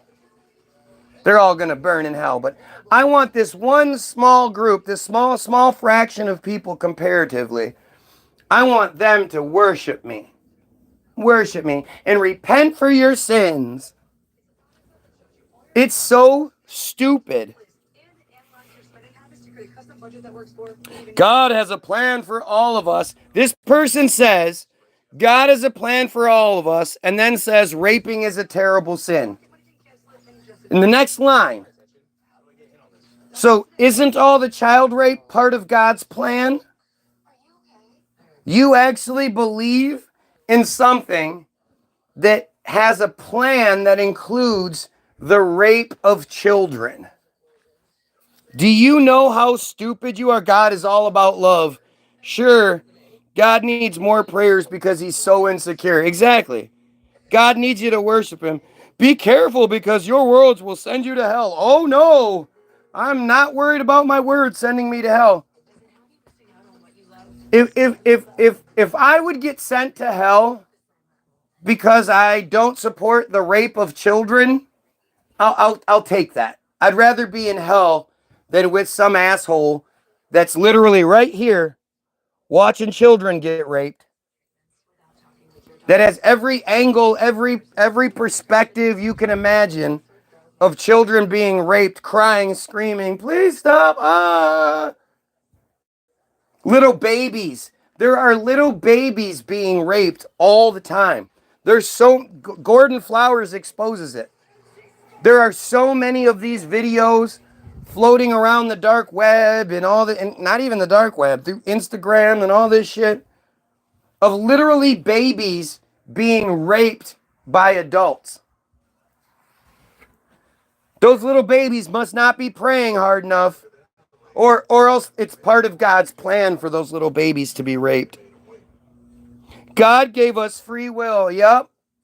Gave those babies that free will to be raped. Can you imagine, the type of selfish piece of shit you have to be to reconcile that in your head? Like, oh, well, I guess babies are going to get raped, but hey, as long as I get to go to heaven, that's all that matters.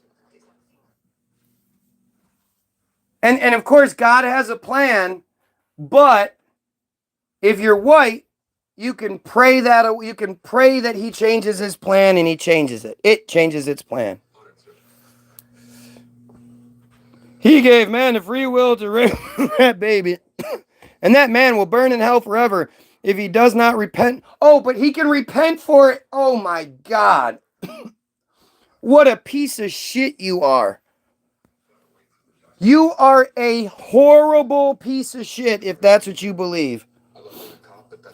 Brother, if you actually looked into the Bible, you wouldn't say this. What the fuck are you? I wouldn't say what? What part wouldn't I say, you dumb ass? This person just said that the man that rapes babies will burn in hell unless they repent. So the person that spent their lifetime raping babies, when they die, they can go to the same heaven as you as long as they repent. What a horrible piece of shit you have to be to believe that way. Wow, are you fucking disgusting.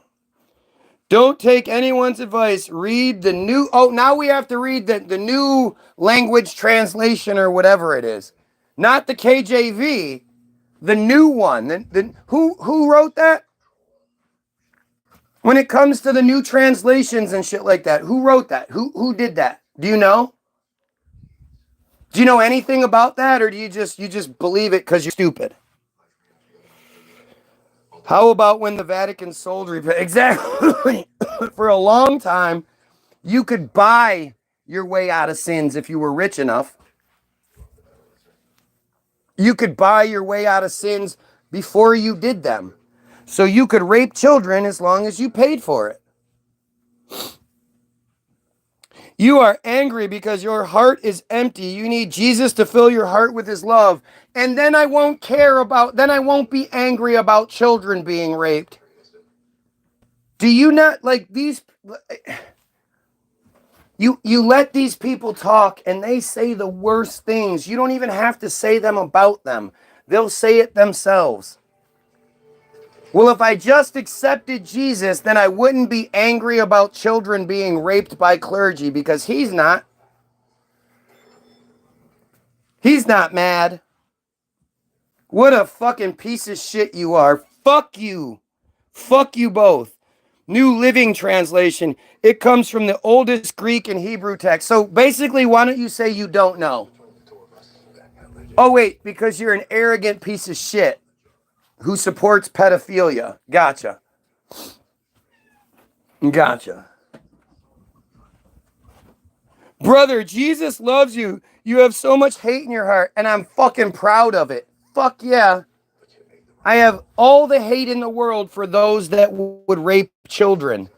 It's pretty gross that you don't. It's pretty fucking gross. And I want nothing to do with Jesus. Jesus that could dinkle dinkle dink and give those doesn't. Yeah, I want nothing to do with that. Jesus, you know how you know there's no such thing? In all of the history of Jesusdom, there's never been a cop that was driving around in a neighborhood somewhere where suddenly Jesus appeared to them in their passenger seat and was like, my brother or my son, stop the car and go kick in that door. There's a pedo ring and I want to save those children.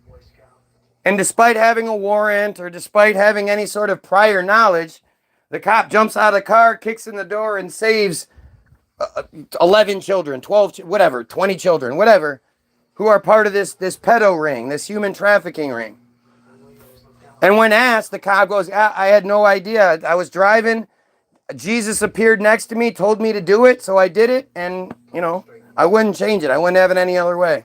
I know it was an illegal way. I wasn't supposed to just kick in the door, but I saved all these children. It's never happened. It never will happen. I'm so glad this dumbass said, let's talk about Jesus. Don't follow Satan, my brother. Right.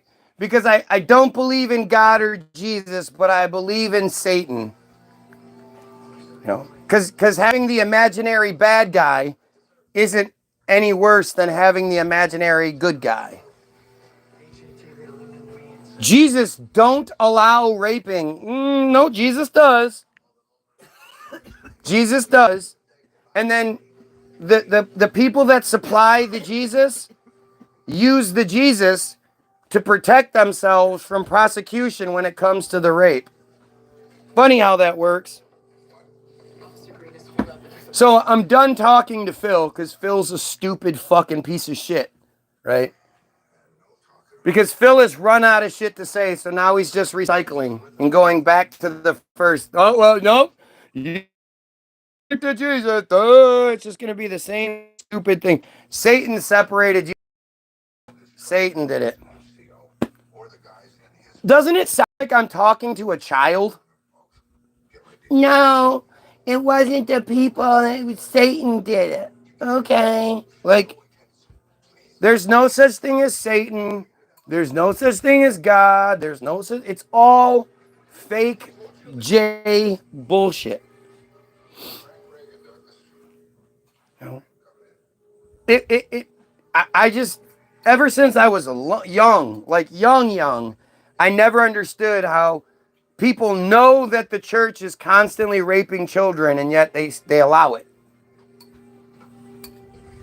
But it's because they've attached your own personal salvation to it. You believe that if you say something out of pocket when it comes to religion, then you won't be allowed in. It's really embarrassing, man. It's really embarrassing. It's stupid. You have to work your way up. And no, Odysseus, you are a absolute piece of shit. You are such a motherfucker. I hope bad things happen to you. No, this guy said that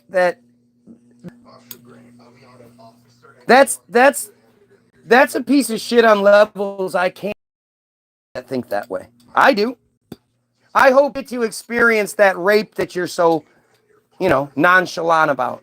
I hope somebody does that to you and you can experience the emptiness of the God not coming to your rescue, not helping you out. Then you can ask God about, hey, what was the plan? I know you have a plan for everything. So what was part of that plan of me getting my ass busted in half?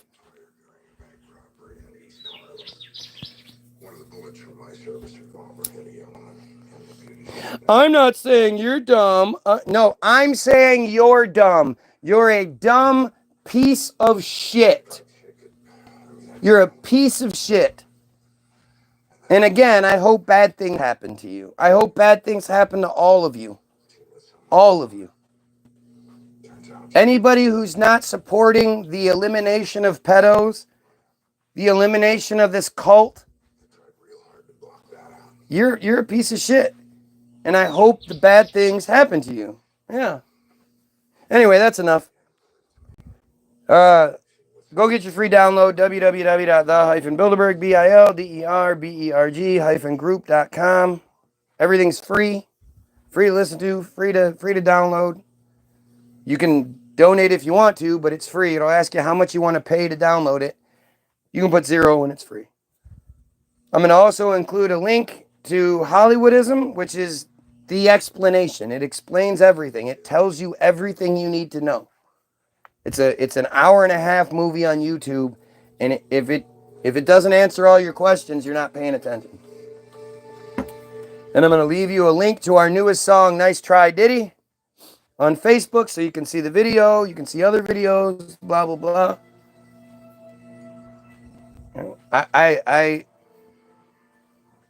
For me, it's not about my personal bullshit anything. It's about the much bigger picture. That's why everything's free. That's why it is what it is. That's why we make the songs knowing that the radio will never play it, that the Jays who run the show will never allow us past where we are. So I hope everybody that's not a fucking pedo that's not a pedo supporter, all that's not a Christian or a J or anything. I hope you all have great days. Pedophiles and their supporters, fucking kill yourself.